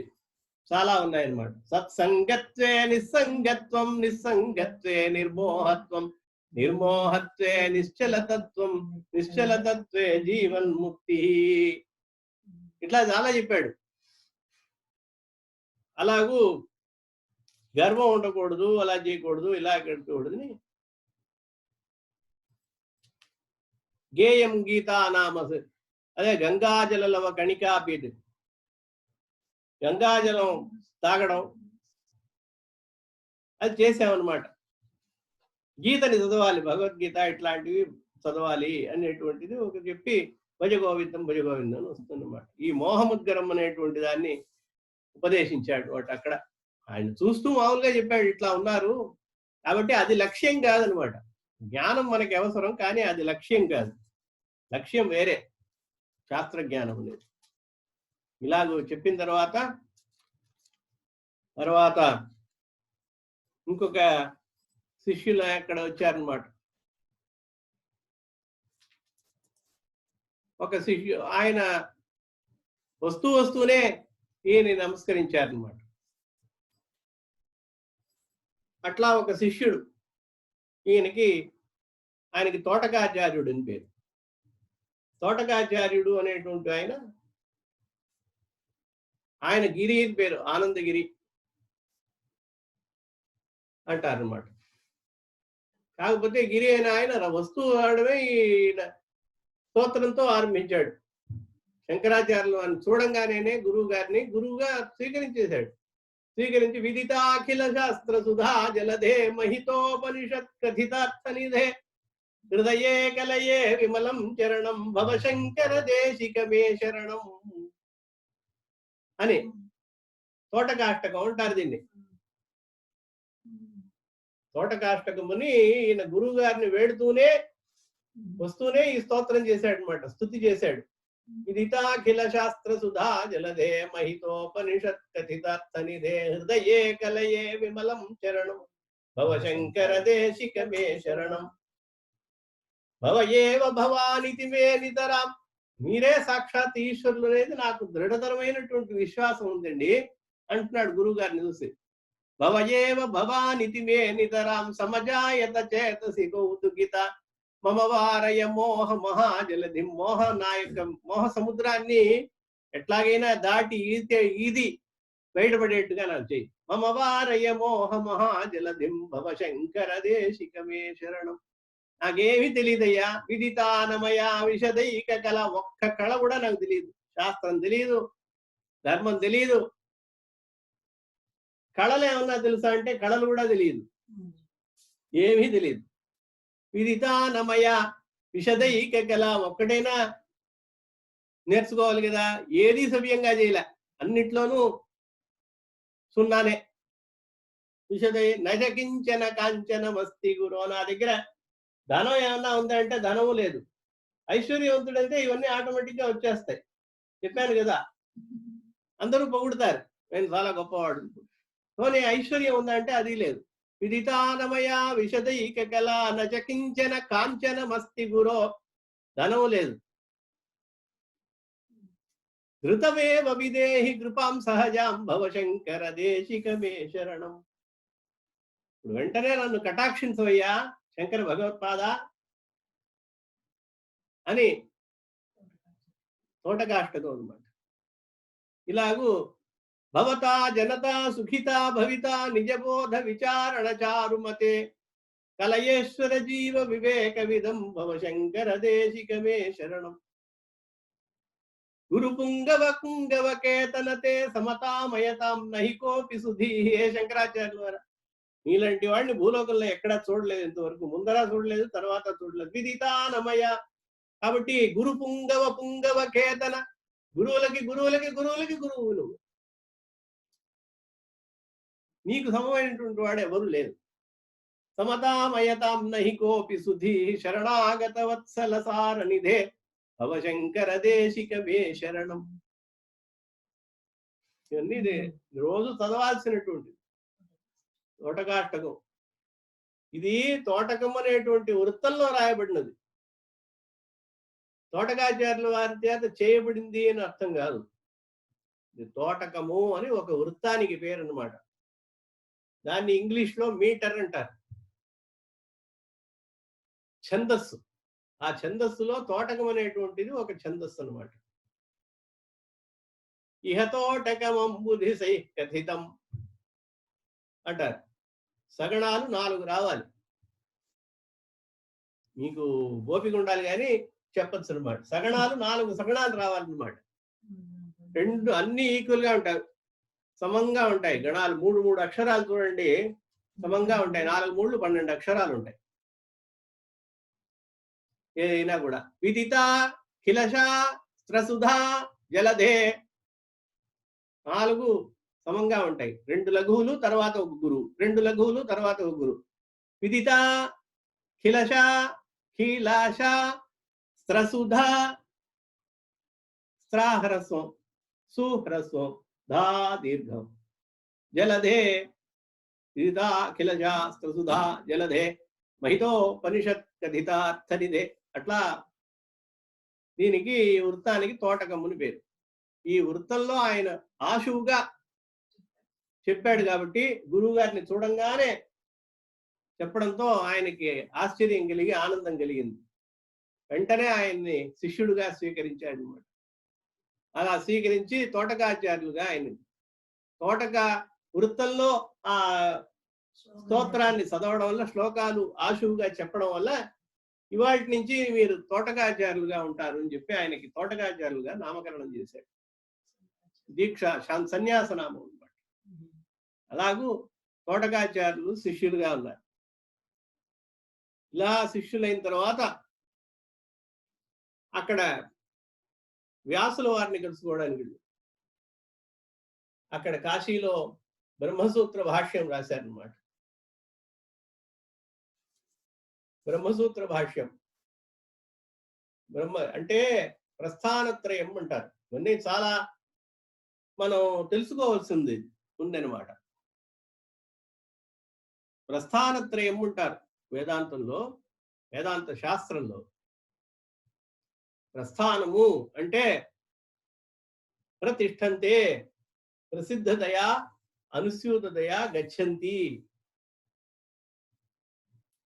ప్రతిష్టంతే అంటే ఒక సిద్ధాంతాన్ని అనుసరించి చాలా మంది ఆ సిద్ధాంతంలో వెళ్తూ ఉండడం అన్నమాట, అనుసరిస్తూ ఉండడాన్ని ప్రస్థానం అంటారు. ప్రస్థానం అంటే ప్రస్థానం అంటే బయలుదేరి వెళ్ళడం అనేది సాధారణమైనటువంటి అర్థం. శాస్త్రీయమైనటువంటి అర్థం ప్రస్థానం అంటే ఒకళ్ళు పెద్దవాళ్ళు వెళ్తున్నప్పుడు ఆ దాన్నే అనుసరించి ప్రతిష్టంతే బయలుదేరి ఆ యొక్క మార్గాన్ని అనుసరించుతూ వెళ్ళడం అన్నమాట. ఆ సిద్ధాంతాన్ని అనుసరించి వెళ్ళడానికి ప్రస్థానముని శాస్త్రంలో పేరు. కాబట్టి ప్రస్థానత్రయము అంటే ఏంటంటే మూడిట్లోనూ వేదాంతంలో అర్థాలు మనం చదువుకోవాల్సిన విషయాలు అన్నమాట. శాస్త్రంలో, వేదాంత శాస్త్రంలో ప్రస్థానత్రయం అంటే మూడు ఏంటంటే బ్రహ్మసూత్రాలు. బ్రహ్మసూత్రాలు ఎవరు చేశారు? వ్యాసుల వారు చేసింది. వేద వ్యాసులు ఉన్నారే, ఆయన బాదరాయణ మహర్షి, ఆయన చేసింది బ్రహ్మసూత్రాలు అన్నమాట. సూత్రము అంటే విస్తారమైనటువంటి అర్థాన్ని సూక్ష్మంగా, చిన్నదిగా, అతి చిన్నదైనటువంటిది, అతి చిన్న వాక్యంతో చెప్పడం. చెప్పింది మళ్ళీ చెప్పకూడదు. అలాగూ చాలా కండెన్స్డ్ అనమాట. అంతకన్నా కండెన్స్డ్ గా చేయలేరు. చేయకుండా ఉండడాన్ని దాన్ని సూత్రము అంటారు. బ్రహ్మసూత్రం అంటే ఈ యొక్క పరబ్రహ్మముని గురించి చెప్పేటువంటి అద్వైత శాస్త్రం గురించి చెప్పేటువంటి సూత్రాల్ని వ్యాస భగవానుడు చేశారనమాట. ఆయన విష్ణువు యొక్క అవతారం. విష్ణువుకి అవతారాలు చాలా ఉన్నాయని మనం చెప్పుకున్నాం కదా. ఆ విష్ణుమూర్తి యొక్క అవతారాల్లో వ్యాస భగవానుడు ఒక అవతారం. ఆయన బ్రహ్మసూత్రాల్ని చేశారనమాట. పాణినీయ సూత్రాలు ఉన్నాయి, అది వ్యాకరణ సూత్రాలు. విస్తృతమైనటువంటి అర్థం అనమాట. ఒక సూత్రం చెప్పడానికి చాలా సేపు అవుతుంది అర్థం చేసుకోవడానికి కూడా. అంత వ్యాఖ్యానాలు మొదలైనవి కూడా అవసరం మనకి. అంత సులభంగా ఏం చెప్తున్నారు అనేది అర్థం కాదనమాట, దురవగాహన అయినటువంటిది. కాబట్టి ఆ బ్రహ్మసూత్రాలకి భాష్యం రాశారనమాట అద్వైత. కాబట్టి ప్రస్థానత్రయం అనేది తెలుసుకోండి. మొదటి బ్రహ్మసూత్రాలు, తర్వాత ఉపనిషత్తులు, తర్వాత భగవద్గీత. ఈ మూడింటిని ప్రస్థానత్రయము అంటారు. ఇప్పుడు మధ్వాచార్యులైనా రామానుజాచార్యులైనా ఎవరైనా కూడా ఒక కన్సెప్ట్, ఒక సిద్ధాంతాన్ని ధృవీకరించాలంటే ఈ మూడిటికి వ్యాఖ్యానం చేయాలి. ప్రస్థానత్రయం అన్నమాట. దీనికి మూడు ఉండడం వల్ల మూడు ప్రస్థానత్రయం ఉంటారు అన్నమాట. బ్రహ్మసూత్రములు, ఉపనిషత్తులు, భగవద్గీత. ఉపనిషత్తులు అనేది వేదం యొక్క సారము. ఉపనిషత్తులు అది చివరికి చెప్తారు. వేదం అంతా అయిపోయిన తర్వాత వేదము అనేది 3 విభాగాలు మనం తెలుసుకోవాల్సింది. అదే సంహిత, బ్రాహ్మణము, ఉపనిషత్తు. ఆరణ్యకము ఉపనిషత్తును కూడా అంటారు, 4గా కూడా చెప్తారు. వేదము అంటే ఒకటే అనుకోకూడదు. సంహిత అనేది మనం పారాయణ చేసేది, ఇవన్నీ ఉన్నాయి కదా, వేద పారాయణలన్నీ చేస్తారు కదా, అది సంహిత అన్నమాట, మూలం. ప్రతి వేదానికి 4 ఉంటాయి. ఆలస్యం అవుతుంది కానీ తెలుసుకోవాల్సిన విషయాలు ఇవి, లేకపోతే ఏంటంటే ఎప్పటికీ తెలియదు అనమాట. సంహిత అంటే ప్రతి వేదానికి ఈ 4 ఉంటాయి, 3 ఉంటాయి అన్నమాట. ఏమిటి? సంహిత, బ్రాహ్మణం, ఆరణ్యకం, ఉపనిషత్తు. ఆరణ్యకం అనేది ఉపనిషత్తులో కూడా చేర్చేస్తే అంతర్లీనంగా అయిపోతే అంతర్గతమైన 3 వస్తాయి ప్రధానంగా. ఏమిటది? సంహిత, బ్రాహ్మణము, ఉపనిషత్తు. ప్రతి వేదానికి ఉంటాయి. ఋగ్వేదానికి సంహిత, బ్రాహ్మణం, ఉపనిషత్తు. అట్లా ప్రత్యేకం ఒక్కొక్క వేదానికి 3 ఉంటాయి. ఆ ఉపనిషత్తుల్లోనే వేదాంతం అంటారు దాన్ని. వేదానికి చివరి భాగం. ఫస్ట్ సంహిత చదవాలి, తర్వాత బ్రాహ్మణాలు చదవాలి, తర్వాత ఉపనిషత్తులు చదవాలి. ఆ ఉపనిషత్తుల్లో బ్రహ్మ విద్య గురించి చెప్పాడు అన్నమాట. బ్రహ్మ విద్య అంటే ఏంటి? ఈ విద్య, ఈ వేదాంతం, బ్రహ్మం గురించినటువంటి చెప్పినటువంటి, బ్రహ్మముని ఎట్లా తెలుసుకోవడం అనేటువంటిది. కాబట్టి అది బ్రహ్మ విద్యకి ఉపనిషత్తులు చాలా ముఖ్యం అన్నమాట. ఆ ఉపనిషత్తుల్లో చెప్పిన దాన్నే సారంగా తీసుకుని సూత్రాలుగా చేశాడు ఆయన బాదరాయుడు, వ్యాస భగవాను. కాబట్టి దానికి బ్రహ్మసూత్రాణి అని పేరు అన్నమాట, బ్రహ్మసూత్రం. బ్రహ్మసూత్రం. ఈ రకంగా మూడిటికి కూడా భాష్యం రాశారు ఆయన. ఇవన్నీ కూడా 16 ఏళ్ల లోపల చేసినటువంటివి. అది అక్కడ 7-8 ఏళ్ల బాలుడు ఇక్కడి నుంచి కాశీకి వెళ్తున్నాడంటే ఆలోచించుకోండి. అసలు మనిషి వెళ్ళగలడా? ఒక బాలుడు. అది సాక్షాత్ అవతారం కాకపోతే ఏమిటది? కాబట్టి అంత దూరం పైనుంచి ఆ రోజుల్లో కొన్ని వందల సంవత్సరాల ముందర అంత దూరం వెళ్ళి ఈయన వశిష్ఠులు వీళ్ళంతా, అగస్త్య మహాముని వీళ్ళంతా అనుగ్రహించిన తర్వాత ఆయనకి 16 ఏళ్ళు వచ్చినాయి కదా. కాబట్టి ఆ 16 ఏళ్ళలో ఈయన ఇదంతా రాశారు. కాశీలో కూర్చుని రాసిన తర్వాత ఈ రాసినవన్నీ సరిగ్గా ఉన్నాయా అని వ్యాసుల వారు ఒకసారి వచ్చారనమాట అక్కడికి. వ్యాస భగవానుడు వచ్చాడు ఇదంతా అయిన తర్వాత. వ్యాస భగవానుడు వచ్చి ఆయనకి పరీక్ష పెట్టాడు. వ్యాఖ్యానం చదివి చూపించమన్నాడు. సూత్రాలు, భాష్యం అంతా కూడా. సూత్రాలకి భాష్యం అంటారనమాట. భాష్యం అంటే ఒక కామెంటరీ, వ్యాఖ్యానం లాగానే ఉంటుంది. అది అలా అర్థమైపోతుందని అనుకోవద్దు మీరు. దానికి బోల్డని వ్యాఖ్యానం, దానికి మళ్ళీ వ్యాఖ్యానానికి వ్యాఖ్యానం అని అలా ఉంది. అంతటి దురవగాహం అంటే చాలా అర్థం చేసుకోవడానికి కష్టమైనటువంటిది. సూత్రంగా ఉంటే ఏం చేసేవాళ్ళం, ఇంకా అర్థమయ్యేది కాదు. అందుకని సూత్రాన్ని ఏం చేశారు ఆయన, భాష్యం రాశారనమాట బ్రహ్మసూత్రాలకి. తర్వాత ఉపనిషత్తులకి. ఎందుకంటే ఇవి తప్పుడుగా వ్యాఖ్యానం చేయొచ్చు, ఎలాగైనా చేయొచ్చు కదా. అందుకని ఇది సంసారం సముద్దిధీర్షు అంటాడు భగవద్గీతలో.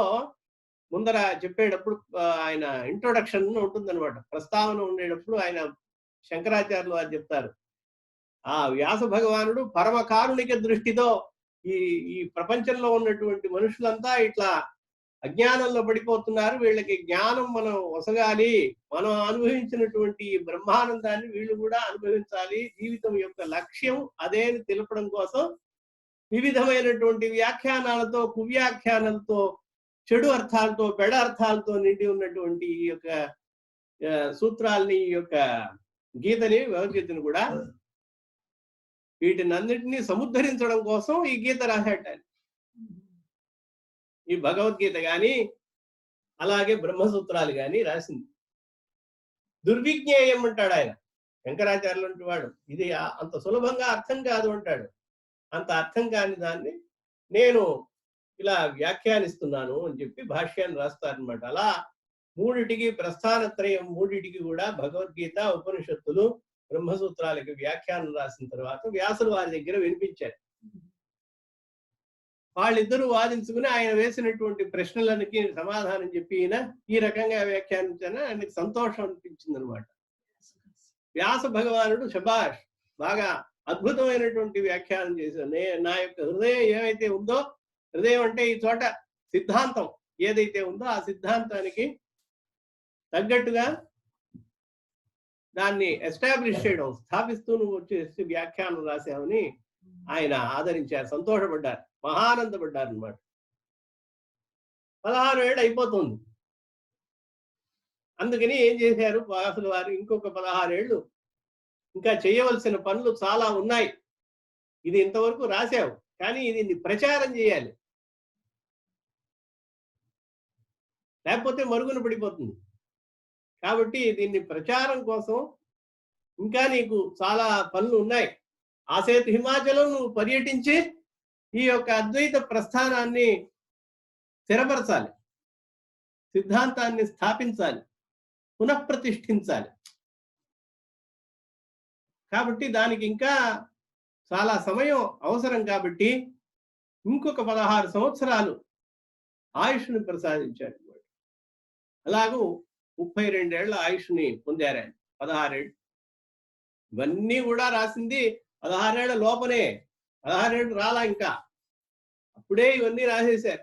మిగతా స్తోత్రాలు మణికర్ణిక అని చూశారు. అక్కడ మణికర్ణిక దగ్గర స్తోత్రం, మణికర్ణిక స్తోత్రం, గంగా స్తోత్రం, అవన్నీ స్తోత్రాల కింద వస్తాయి, వేదాంత స్తోత్రాలు. ఈ తర్వాత ఈ భాష్యాలు. ఈ రకంగా మూడింటిని, భక్తి యోగం ఒక పక్కన, ఈ యొక్క ఆత్మజ్ఞానాన్ని పొందేట్టుగా ఆ యొక్క స్తోత్రాలు, ఇవన్నీ చేస్తూ ఆయన అనుగ్రహం పొంది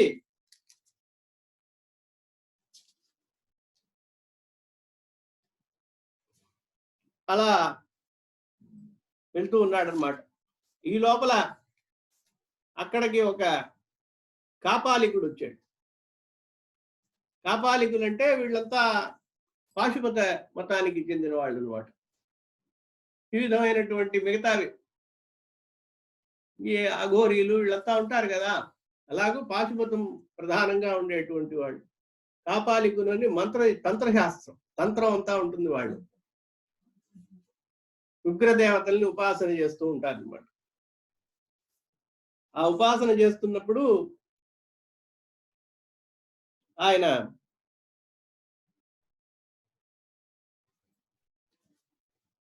ఆ యొక్క కాపాలికుడు సిద్ధి పొందడం కోసం ఒకానొక జ్ఞానిని ఎవరినైనా బలి చేయాలని,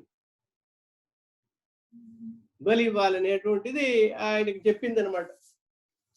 అమ్మ వీళ్ళు ఆయన ఉపాసన చేసేటువంటి దేవతలు వాళ్ళంతా కూడా క్షుద్ర దేవతలు. ఆ క్షుద్ర దేవతలంతా ఈ బలిని ఇస్తే గాని మనం చేసుకోవడానికి లేదు అన్నాడు. అందుకని బలి ఇవ్వడానికి వెళ్ళారనమాట. ఎవరిని ఇవ్వదాం, ఎక్కడ దొరుకుతాడో అటువంటి మహాపురుషుడు ఎవడైనా అని చూస్తున్నాడు అనమాట. చూస్తున్నప్పుడు ఈ శంకరాచార్యుల వారు దొరికారు. ఈ ఆదిశంకరులు ఆ అన్నిటికీ తగినవాడు, బలి ఇస్తే మనకి కార్యం సిద్ధిస్తుంది అని ఆయన దగ్గరికి వెళ్ళి అడిగాడు అనమాట. ఆయన శంకరాచార్యులు వారు చెప్పారు, చేస్తాను బానే ఉంది, కానీ ఒకే ఒక కండిషన్ అన్నమాట, షరతు పెట్టాడు. ఏంటంటే ఇది రహస్యంగా చేయాల్సింది, ఎందుకంటే శిష్యులు వీళ్ళంతా చూస్తే నేను అనుమతించను, కాబట్టి నేను త్యాగం చేయడానికి సిద్ధం, నువ్వు తయారు చేసుకో అని చెప్పి సిద్ధంగా దానికి రెడీగా ఉండమని చెప్పాడు అనమాట. కానీ విడిగా ఎవరికి తెలియకుండా ఉండేటువంటి స్థానంలో చేయాల్సిన పని, నేను అక్కడికి వచ్చేస్తాను అని చెప్పి ఈయన ఒక చోటికి రమ్మన్నాడు. ఆ చోటికి వెళ్ళాడు అనమాట. ఆ చోటి సమాధి అవస్థలో అలా కూర్చుని ఉన్నాడు ఆయన శంకరాచార్యులు వారు. అన్ని సిద్ధమైపోయినాయి. ఆసీన ఉచ్చీకృత పూర్వగాత్రం సిద్ధాసనే శోషిత బోధ మాత్రం. అట్లా సమాధి అవస్థలో కూర్చున్నాడు. సమాధి అవస్థ అంటే ఏంటి? సమాధి అన్నమాట. సమాధి అవస్థ అనేది యోగంలో ఒక శ్రేష్టమైనటువంటిది, దానికి సమాధి అంటారు అన్నమాట. దానికి ఒక లక్షణం చెప్పారు, అది నాసాగ్రన్యస్తనయన అని చెప్తున్నాడు శంకరాచార్య వారు. ఎట్టా ఉన్నారు? బాసీన ఉచ్చీకృత సర్పూర్వగాత్రం, ఇట్లా కూర్చున్నట్ట. పూర్వగాత్రం అంటాడు, పైన ఉండేటువంటి దేహాన్ని ఇట్లా ప్రధానంగా ముందుకు తీసుకొచ్చి సిద్ధాసనం వేసుకుని, ఆ సిద్ధాసనంలో చేతులు రెండు ఇట్లా పెట్టుకున్నాడు. శోషిత బోధ మాత్రం అన్నిటినీ, ఆ మనస్సుని ఇంద్రియాలన్నిటినీ కూడా నిగ్రహించి కూర్చున్నాడు. చిన్మాత్ర విన్యస్త హృషీక వర్గం, చిన్మాత్రము ఆ పరమాత్మగా మారి అదే స్మరిస్తూ ఉన్నాడు. అటువంటి సమాధి విస్తారిత విశ్వసర్గం అలా చెప్పాడు అనమాట. దానికి లక్షణం ఉంది. నాసాగ్రన్యస్త నయన సంవృతాస్య సునిశ్చల ధ్యాయీత మనసా దేవం పురోభిష్టభ్య వక్షసా. ఇది సమాధి అవస్థ అనమాట, శాస్త్రంలో చెప్పింది. నాసాగ్ర న్యస్తనయన, ఈ నాసాగ్రం ఉంది కదా, ముక్కు యొక్క చివరి భాగాన్ని చూస్తూ ఉండాలి కళ్ళు. ఇలా నాసాగ్ర న్యస్తనయన, అరమోట్పు కన్నులతో చూస్తూ ఉండాలి. సంవృతాస్య, నోరు మూసుకుని ఉండాలి, నోరు తెరవకూడదు. సునిశ్చల, కదలకూడదు. ఇవన్నీ ఉన్నాయి. మనం ధ్యానం చేసేటప్పుడు కూడా ఇట్లా ఉండాలి. సమాధి అనేది చాలా ఇంకా గొప్పది. అది కంటిన్యూస్గా గంటలు గంటలు ఉంటే అది సమాధి అవుతుంది.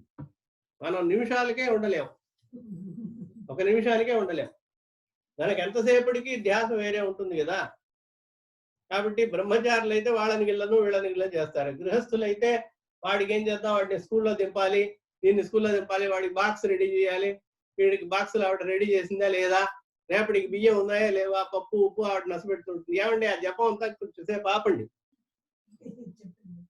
ఈ చెప్పిన సరుకులన్నీ కొందరుగా పట్టరండి. 9 అయితే టిఫిన్ అంటారు, మళ్ళీ దానికి మటుకు లోపం రాకూడదు. ఉన్నప్పుడు సరుకులు కావాలి కదా, సమర్థన అనమాట. మళ్ళీ ఆయన క్వశ్చన్ చేయకుండా సమర్థన. మళ్ళీ టిఫిన్ మటుకు కావాలి కదా, టిఫిన్ కావాలంటే ఎక్కడి నుంచి వస్తుంది? ఆ పిల్లాన్ని దింపిరండి.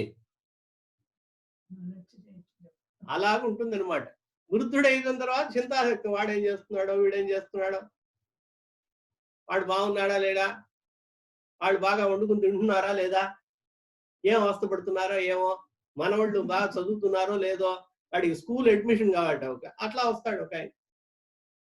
చాలా రోజుల తర్వాత ఒక ఆయన వచ్చి 20 సంవత్సరాలైంది నాతో మాట్లాడు ఒక ఆయన. సడన్ గా ఒక అకస్మాత్తుగా ఫోన్ చేశాడు. ఫోన్ చేస్తే నాకు ఎవరు నెంబర్ తెలియదు. ఆయన నెంబర్ నాకు ఎట్లా లభించిందో లభించింది. ఫోన్ చేసి నేను పాపం ఏదో చాలా అర్జెంట్ అయినటువంటి అవసరంగా ఉంది కాబోలు అందుకని ఫోన్ చేస్తున్నాడు అని చెప్పి ఆయన ఇంట్రొడ్యూస్ చేసుకుని తెలిసిన వాడే 20 సంవత్సరాలైంది. ఏమిటంటే మా వాడు ఈ పాడుతా తీయగాలో పాడుతున్నాడు. ఆ కాంపిటీషన్ లో 2 నిమిషాలు పాడుతున్నట్ట. మీరు తప్పకుండా వినాలి అంటాడు. 20 ఏళ్ల తర్వాత ఫోన్ చేస్తున్నాడు. ఏం చెప్పమంటారు ఈ అజ్ఞానాన్ని? అంతా తనకే అందరూ బాగుండాలి. అందరూ బాగుండాలనుకుంటే పర్వాలే. తను, తన పిల్లలు, తన మనవాళ్ళు, తన వాళ్ళు. 20 ఏళ్ల తర్వాత ఫోన్ చేస్తున్నారు. నీకు జ్ఞానం అక్కర్లా? ఏదో మాటి మాటికి చేస్తూ అడిగామంటే అర్థం ఉంది. ఇదే నువ్వు చెప్పేది? నేను నిజం చెప్తున్నది. 2 నిమిషాలు పాడతాట. ఇలా ఉంటుందన్నమాట. ఇది ఎట్లా జపం సిద్ధిస్తుంది? కాబట్టి ఇవన్నీ రావు. ఆసీనం శంకరాచార్యులు అట్లా సమాధి నాసాగ్ర న్యస్తనయన సంవృతాస్య, నోరు మూసుకోవాలి. సునిశ్చల అట ఇటు అటు కదలకూడదు. ధ్యాయీత మనసా దేవం, ఆ భగవంతుడినే ధ్యానిస్తూ ఉండాలి. ధ్యానం అంటే ఏంటని చెప్తే ముందర అనుస్యూతంగా అంటే కంటిన్యూస్ గా ఒకే థాట్, దాన్నే ధ్యానం అంటారు. అది మీరు దేవతను తలుచుకుంటే ధ్యానం అవుతుంది. ఏ దేవతైనా తలుచుకోవచ్చు. వస్తువుని ధ్యానించవచ్చు, డబ్బునే ధ్యానిస్తూ కూర్చుంటాం, అది ధ్యానమే. అనుస్యూతంగా, అనుస్యూతం అంటే సంస్కృతంలో కంటిన్యూస్ గా ఉంటారనమాట. దాన్నే ధ్యానం ఉంటారు. అది ఎంత ఎక్కువసేపు ఉంటే అంత. దాన్ని గంటలు గంటలు, ఇప్పుడు రమణ మహర్షి లాంటి వాళ్ళు 12 సంవత్సరాలు ఏకంగా ఏకవిగిన ఉన్నారంటే అన్నాహారాలు లేకుండా, అది దైవ స్వరూపం, అవతార పురుషులు వాళ్ళంతా.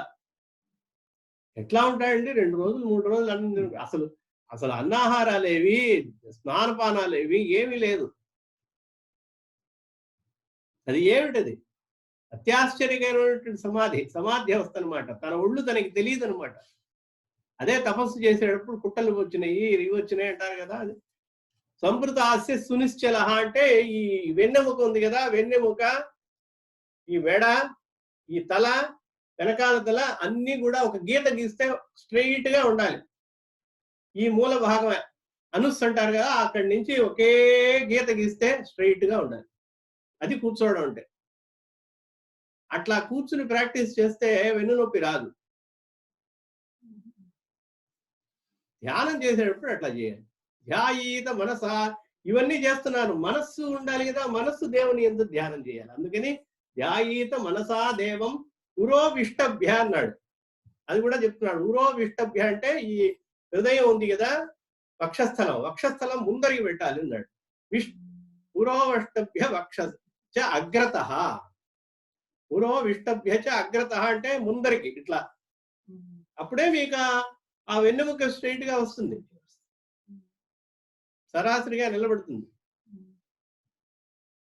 ఇలాగూ ధ్యానం సమాధి వ్యవస్థని అద్భుతంగా ఆ యొక్క శంకరాచార్యులు ఉన్నప్పుడు ఈ కాపాలికుడు ఆ కత్తితో సంహరించడానికి వెళ్తున్నాడు. ఆ సంహరించడానికి వెళ్తున్న సమయంలో పద్మపాదుడు అక్కడ ఉన్నాడు. పద్మపాదుడికి ఆయనకి ధ్యానంలో ఇది కనపడింది.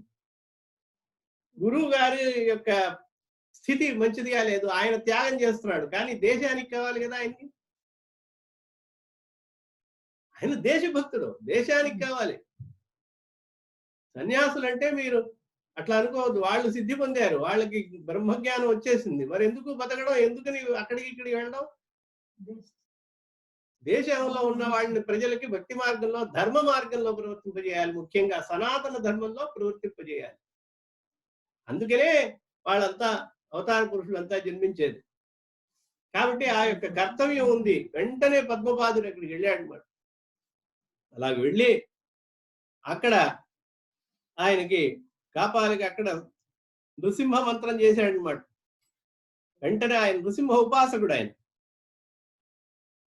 ఆ నృసింహ ఉపాసకుడు అవడం వల్ల వెంటనే ఆయనకి ఆ నృసింహ ఉపాసన చేసి నృసింహుడుగానే అయిపోయాడు ఆయన.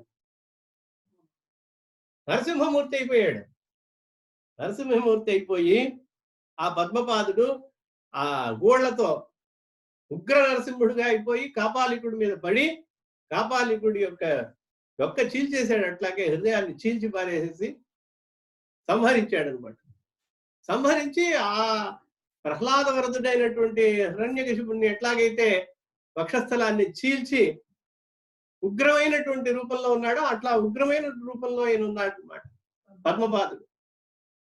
అత్యాశ్చర్యకరంగా ఉండేటప్పటికీ శంకరాచార్యుల వారు అప్పుడు చూశారనమాట. ధ్యానం నుంచి సమాధి నుంచి విడిపడి ఇదేదో గొడవ అవుతుందని లేచారనమాట.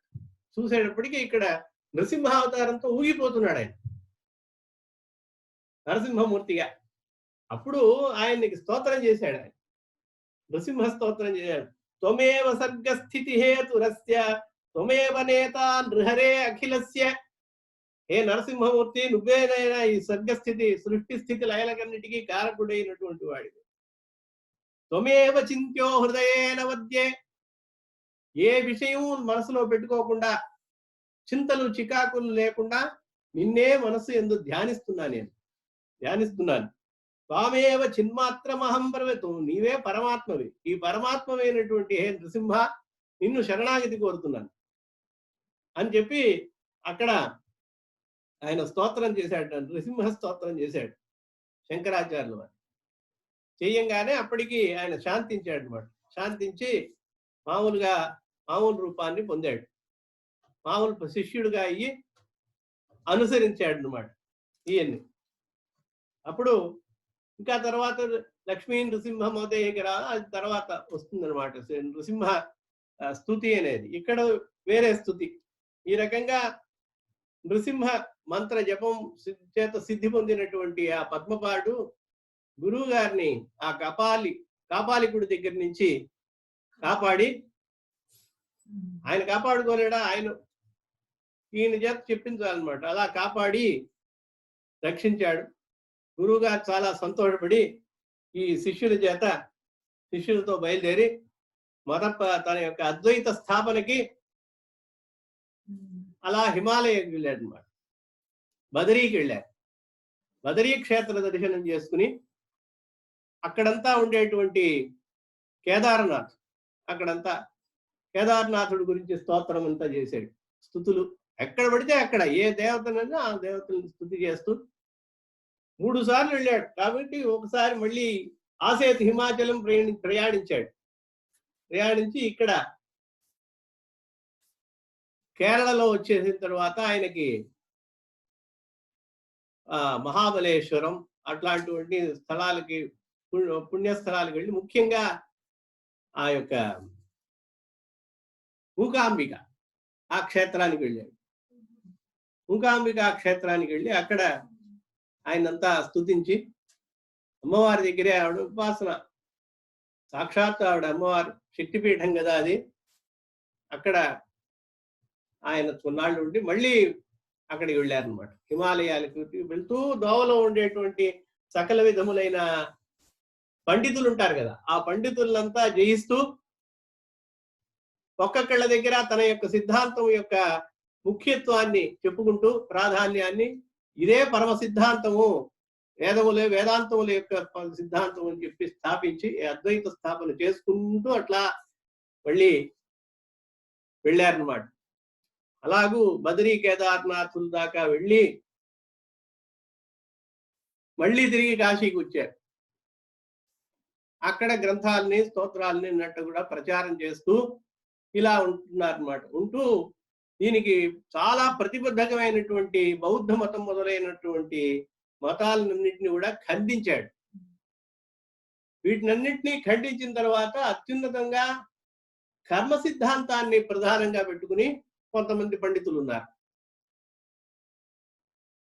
కర్మ సిద్ధాంతం అంటే వేదం 2 విధాలు, ప్రవృత్తి నివృత్తి అని. ప్రవృత్తి అంటే ఈ యొక్క యజ్ఞయాగాదులు చేయడం, ఇవన్నీ కూడా ఉంటాయన్నమాట. స్వర్గ ఇత్యాది ఫలాలను ఉద్దేశించి లేదన్నా ఏదన్నా కోరికల్ని కర్మానుష్ఠానం వేదోక్తమైనటువంటి విధింపబడినటువంటి యజ్ఞయాగాదులు పూజా పునస్కారాలు మొదలైనటువంటి ఇవన్నీ ఆచరిస్తూ ఉండడం. మేము దానికి ఏంటంటే సిద్ధాంతం, కర్మ సిద్ధాంతం ఏంటంటే కర్మ వల్లే నీకు కర్మని మించినటువంటిది ఏమీ లేదు. కర్మ అంటే వేదోక్తమైనటువంటి ఏవైతే కార్యక్రమాలు ఉన్నాయో ఆ క్రమాల్ని విధిగా నిర్వర్తిస్తూ ఉండడమే జీవితం. దానికి మించి ఆత్మ అనేటువంటిదంతా ఏం లేదు. అది సిద్ధాంతం అన్నమాట. దీన్ని కర్మ సిద్ధాంతం అంటారు. చేస్తూ ఉండాలి.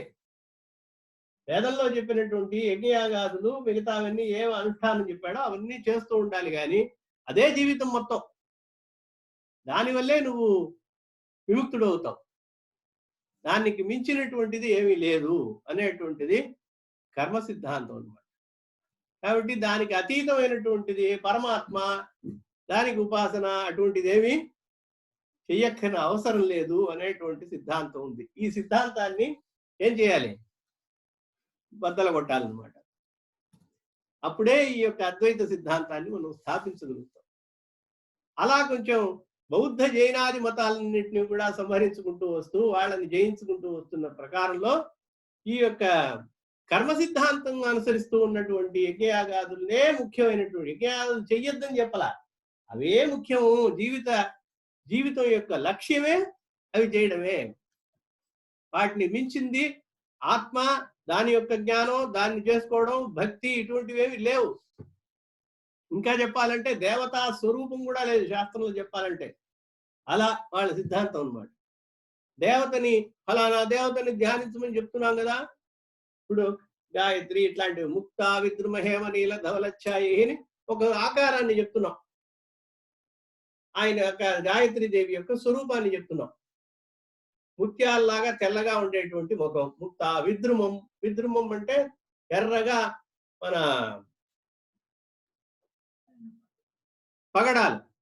పగడాల్లాగా ఉండేటువంటిది ఎర్రని మొహం విద్రుమ. హేమం అంటే బంగారం కలర్లో వర్ణంలో, బంగారు వర్ణంలో ఉండేటువంటి ముఖం.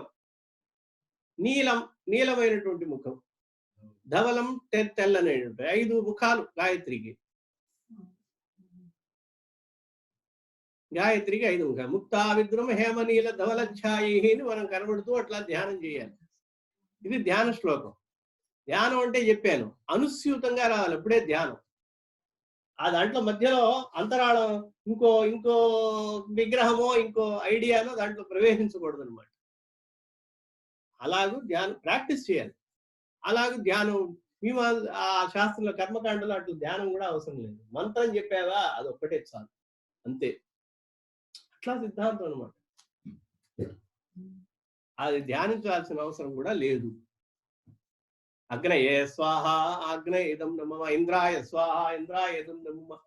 ఇంద్రుడు జపం చేయి మంత్రం, వేదాన్ని చెప్పు. చెప్తూ ఏ సూక్తాలు అయితే చెప్పారో ఆ సూక్తాలతో నువ్వు ఆరాధించు, అంతే.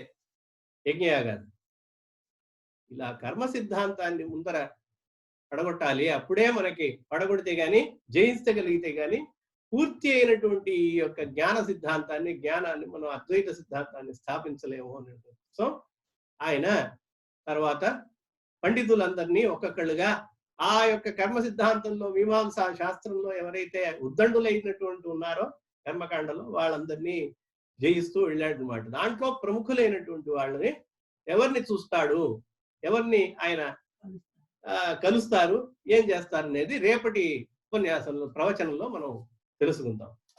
స్వస్తి ప్రజాభ్య పరిపాలయంతాం న్యాయేన మార్గేణ మహీషాః గో బ్రాహ్మణేభ్య శుభమస్తు నిత్యం. లోకాః సమస్తాః సుఖినో భవంతు. కాలే వర్షతు పర్జన్యః పృథివీ సస్యశాలిని. దేశోయం క్షోభరహితః. బ్రాహ్మణాః సంతు నిర్భయాః. అధనాః సధనాః సంతు.